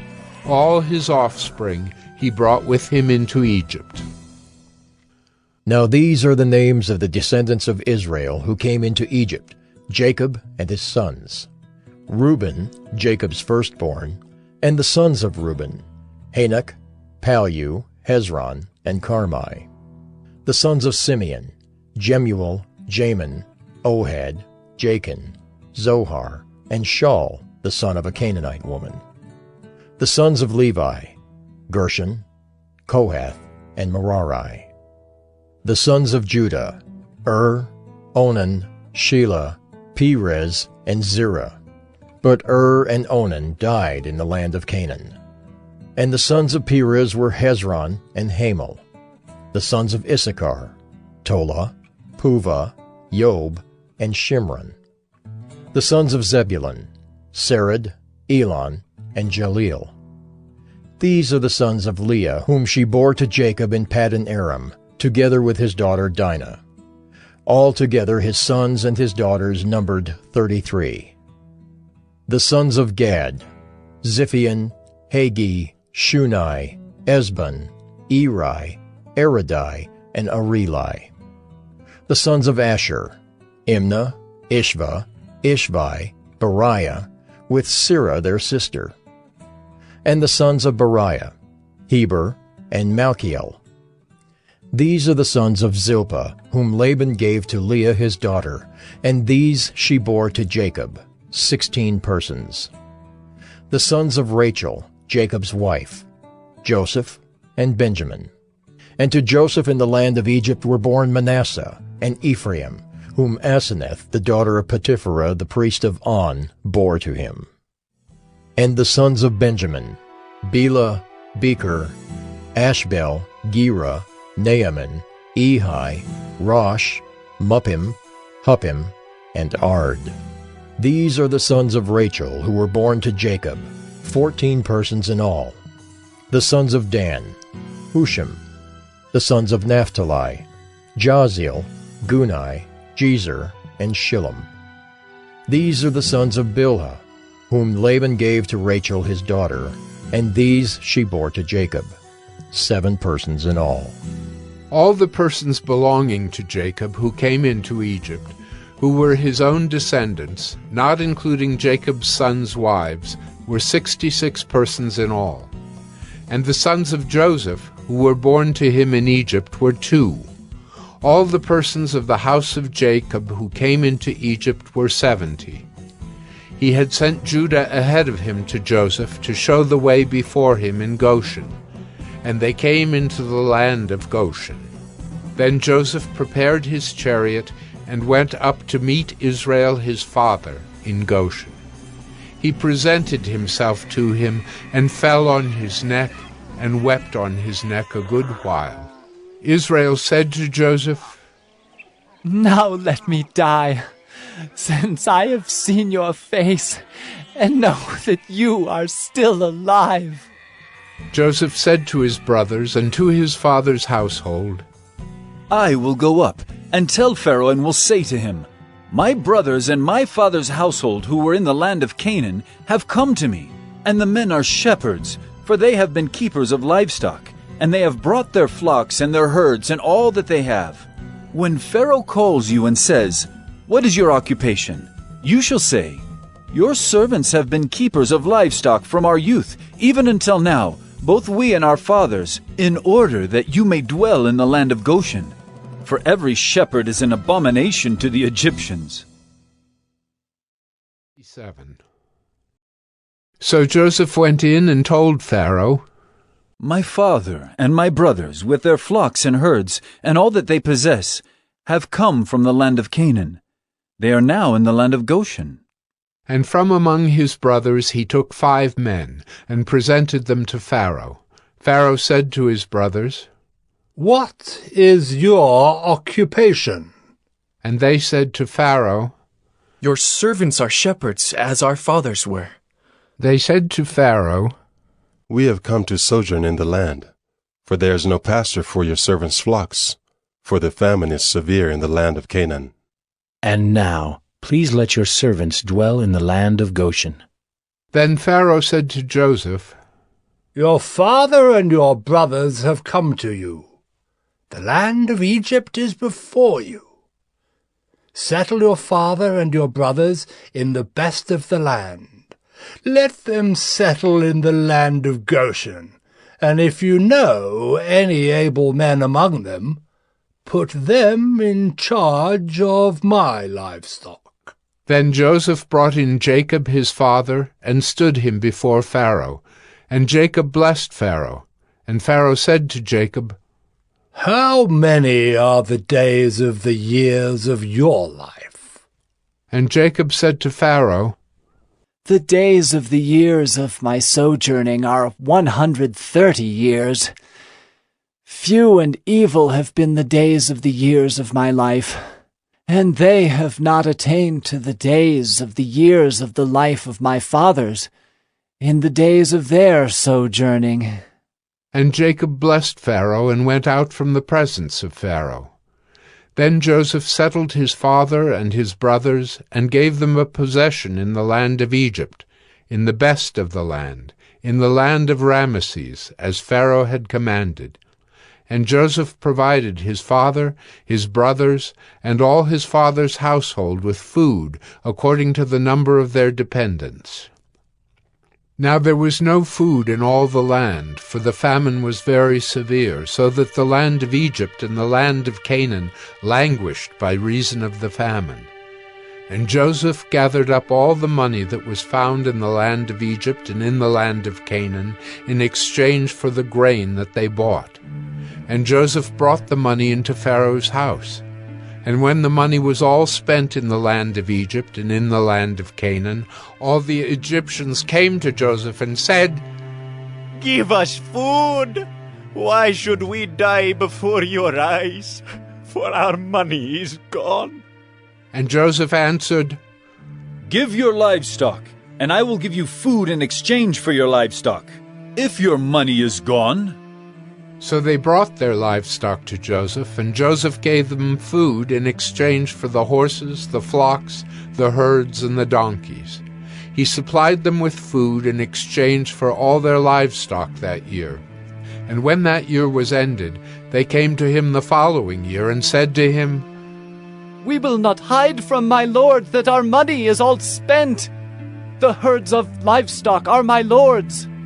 There is nothing left in the sight of my lord but our bodies and our land." Why should we die before your eyes, both we and our land? Buy us and our land for food, and we with our land will be servants to Pharaoh, and give us seed that we may live and not die, and that the land may not be desolate. So Joseph bought all the land of Egypt for Pharaoh, for all the Egyptians sold their fields because the famine was severe on them. The land became Pharaoh's. As for the people, he made servants of them from one end of Egypt to the other. Only the land of the priests he did not buy, for the priests had a fixed allowance from Pharaoh and lived on the allowance that Pharaoh gave them. Therefore they did not sell their land. Then Joseph said to the people, "Behold, I have this day bought you and your land for Pharaoh. Now here is seed for you, and you shall sow the land. And at the harvests you shall give 1/5 to Pharaoh, and 4/5 shall be your own, as seed for the field, and as food for yourselves and your households, and as food for your little ones." And they said, "You have saved our lives. May it please my lord, we will be servants to Pharaoh." So Joseph made it a statute concerning the land of Egypt, and it stands to this day, that Pharaoh should have the 5th. The land of the priests alone did not become Pharaoh's. Thus Israel settled in the land of Egypt, in the land of Goshen. And they gained possessions in it, and were fruitful and multiplied greatly. And Jacob lived in the land of Egypt 17 years. So the days of Jacob, the years of his life, were 147 years. And when the time drew near that Israel must die, he called his son Joseph and said to him, If now I have found favor in your sight, put your hand under my thigh and promise to deal kindly and truly with me. Do not bury me in Egypt, but let me lie with my fathers. Carry me out of Egypt and bury me in their burying place. He answered, I will do as you have said. And he said, Swear to me. And he swore to him. Then Israel bowed himself upon the head of his bed. Genesis 48. After this, Joseph was told, Behold, your father is ill. So he took with him his 2 sons, Manasseh and Ephraim. And it was told to Jacob, Your son Joseph has come to you. Then Israel summoned his strength and sat up in bed. And Jacob said to Joseph, God Almighty appeared to me at Luz in the land of Canaan, and blessed me, and said to me, Behold, I will make you fruitful and multiply you, and I will make of you a company of peoples, and will give this land to your offspring after you for an everlasting possession. And now your 2 sons, who were born to you in the land of Egypt before I came to you in Egypt, are mine. Ephraim and Manasseh shall be mine, as Reuben and Simeon are. And the children that you fathered after them shall be yours. They shall be called by the name of their brothers in their inheritance. As for me, when I came from Paddan, to my sorrow, Rachel died in the land of Canaan on the way, when there was still some distance to go to Ephrath, and I buried her there on the way to Ephrath. That is Bethlehem. When Israel saw Joseph's sons, he said, Who are these? Joseph said to his father, They are my sons, whom God has given me here. And he said, Bring them to me, please, that I may bless them. Now the eyes of Israel were dim with age, so that he could not see. So Joseph brought them near him, and he kissed them and embraced them. And Israel said to Joseph, I never expected to see your face. And behold, God has let me see your offspring also. Then Joseph removed them from his knees, and he bowed himself with his face to the earth. And Joseph took them both, Ephraim in his right hand toward Israel's left hand, and Manasseh in his left hand toward Israel's right hand, and brought them near him. And Israel stretched out his right hand and laid it on the head of Ephraim, who was the younger, and his left hand on the head of Manasseh, crossing his hands, for Manasseh was the firstborn. And he blessed Joseph and said, The God before whom my fathers Abraham and Isaac walked, the God who has been my shepherd all my life long to this day, the angel who has redeemed me from all evil, bless the boys, and in them let my name be carried on, and the name of my fathers Abraham and Isaac, and let them grow into a multitude, in the midst of the earth. When Joseph saw that his father laid his right hand on the head of Ephraim, it displeased him, and he took his father's hand to move it from Ephraim's head to Manasseh's head. And Joseph said to his father, "Not this way, my father, since this one is the firstborn. Put your right hand on his head." But his father refused and said, "I know, my son, I know. He also shall become a people, and he also shall be great. Nevertheless, his younger brother shall be greater than he, and his offspring shall become a multitude of nations." So he blessed them that day, saying, "By you, Israel, will pronounce blessings, saying, God, make you as Ephraim and as Manasseh." Thus he put Ephraim before Manasseh.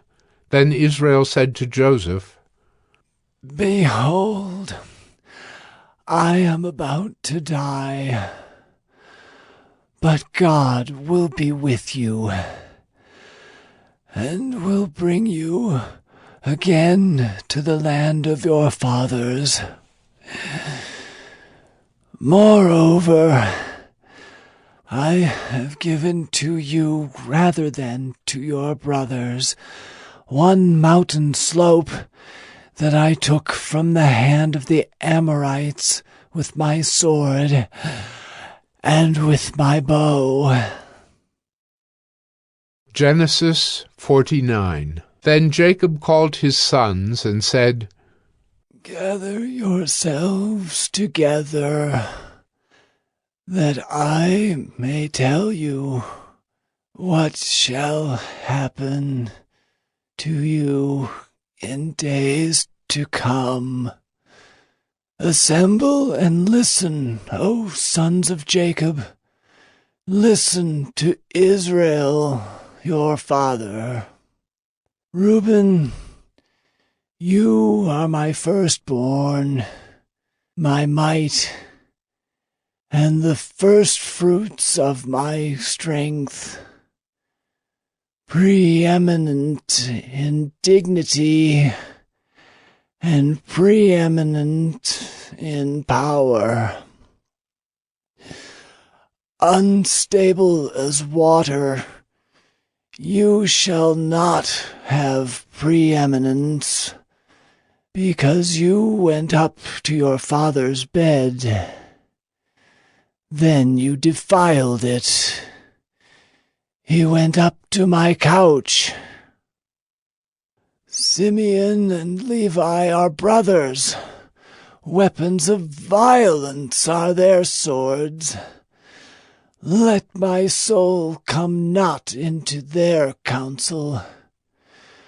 O my glory, be not joined to their company. For in their anger they killed men, and in their willfulness they hamstrung oxen. Cursed be their anger, for it is fierce, and their wrath, for it is cruel. I will divide them in Jacob, and scatter them in Israel. Judah, your brothers shall praise you. Your hand shall be on the neck of your enemies. Your father's sons shall bow down before you. Judah is a lion's cub. From the prey, my son, you have gone up. He stooped down. He crouched as a lion and as a lioness. Who dares rouse him? The scepter shall not depart from Judah, nor the ruler's staff from between his feet, until tribute comes to him, and to him shall be the obedience of the peoples. Binding his foal to the vine, and his donkey's colt to the choice vine. He has washed his garments in wine, and his vesture in the blood of grapes. His eyes are darker than wine, and his teeth whiter than milk. Zebulun shall dwell at the shore of the sea. He shall become a haven for ships, and his border shall be at Sidon. Issachar is a strong donkey, crouching between the sheepfolds. He saw that a resting place was good, and that the land was pleasant. So he bowed his shoulder to bear, and became a servant at forced labor. Dan shall judge his people as one of the tribes of Israel. Dan shall be a serpent in the way, a viper by the path, that bites the horse's heels, so that his rider falls backward. I wait for your salvation, O Lord. Raiders shall raid Gad, but he shall raid at their heels. Asher's food shall be rich, and he shall yield royal delicacies.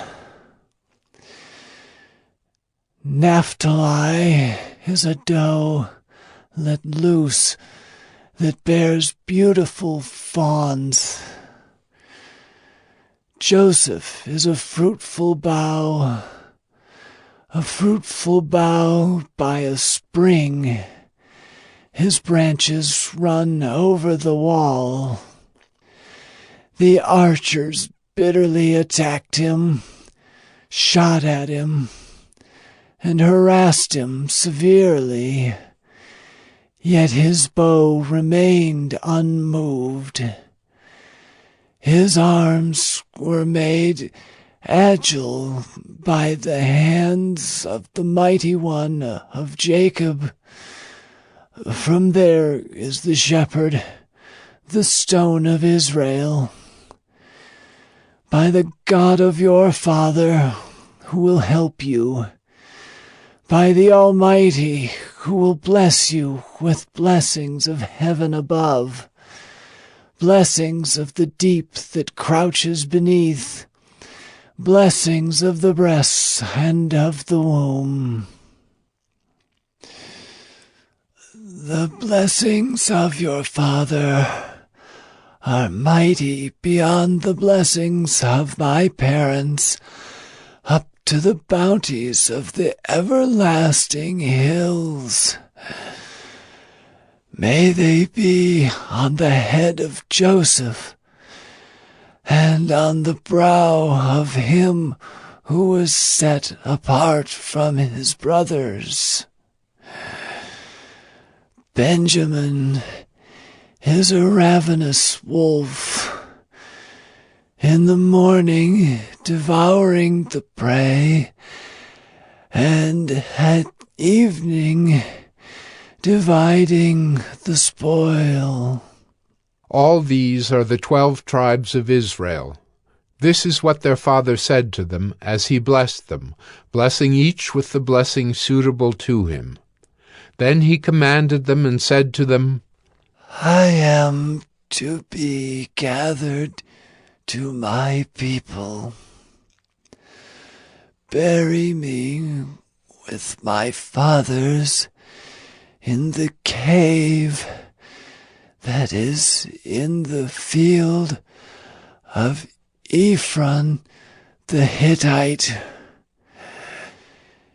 in the cave that is in the field at Machpelah, to the east of Mamre, in the land of Canaan, which Abraham bought with the field from Ephron the Hittite to possess as a burying place. There they buried Abraham and Sarah his wife. There they buried Isaac and Rebekah his wife. And there I buried Leah. The field and the cave that is in it were bought from the Hittites. When Jacob finished commanding his sons, he drew up his feet into the bed and breathed his last, and was gathered to his people. Genesis 50. Then Joseph fell on his father's face and wept over him and kissed him. And Joseph commanded his servants the physicians to embalm his father. So the physicians embalmed Israel. 40 days were required for it, for that is how many are required for embalming. And the Egyptians wept for him 70 days. And when the days of weeping for him were past, Joseph spoke to the household of Pharaoh, saying, If now I have found favor in your eyes, please speak in the ears of Pharaoh, saying, My father made me swear, saying, I am about to die. In my tomb that I hewed out for myself in the land of Canaan, there shall you bury me. Now therefore, let me please go up and bury my father. Then I will return. And Pharaoh answered, Go up and bury your father as he made you swear. So Joseph went up to bury his father. With him went up all the servants of Pharaoh, the elders of his household, and all the elders of the land of Egypt, as well as all the household of Joseph, his brothers, and his father's household. Only their children, their flocks, and their herds were left in the land of Goshen. And there went up with him both chariots and horsemen. It was a very great company. When they came to the threshing floor of Atad, which is beyond the Jordan, they lamented there with a very great and grievous lamentation, and he made a mourning for his father 7 days. When the inhabitants of the land, the Canaanites, saw the mourning on the threshing floor of Atad, they said, This is a grievous mourning by the Egyptians. Therefore the place was named Abel Mizraim. It is beyond the Jordan. Thus his sons did for him as he had commanded them, for his sons carried him to the land of Canaan, and buried him in the cave of the field at Machpelah, to the east of Mamre, which Abraham bought with the field from Ephron the Hittite to possess as a burying place. After he had buried his father, Joseph returned to Egypt with his brothers and all who had gone up with him to bury his father. When Joseph's brothers saw that their father was dead, they said, It may be that Joseph will hate us and pay us back for all the evil that we did to him. So they sent a message to Joseph, saying, Your father gave this command before he died. Say to Joseph, Please forgive the transgression of your brothers and their sin because they did evil to you. And now, please forgive the transgression of the servants of the God of your father. Joseph wept when they spoke to him. His brothers also came and fell down before him and said, Behold, we are your servants. But Joseph said to them, Do not fear, for am I in the place of God? As for you, you meant evil against me, but God meant it for good, to bring it about that many people should be kept alive, as they are today. So do not fear. I will provide for you and your little ones. Thus he comforted them and spoke kindly to them. So Joseph remained in Egypt, he and his father's house. Joseph lived 110 years, and Joseph saw Ephraim's children of the 3rd generation. The children also of Machir, the son of Manasseh, were counted as Joseph's own. And Joseph said to his brothers, I am about to die, but God will visit you and bring you up out of this land, to the land that he swore to Abraham, to Isaac, and to Jacob. Then Joseph made the sons of Israel swear, saying, God will surely visit you, and you shall carry up my bones from here. So Joseph died, being 110 years old. They embalmed him, and he was put in a coffin in Egypt.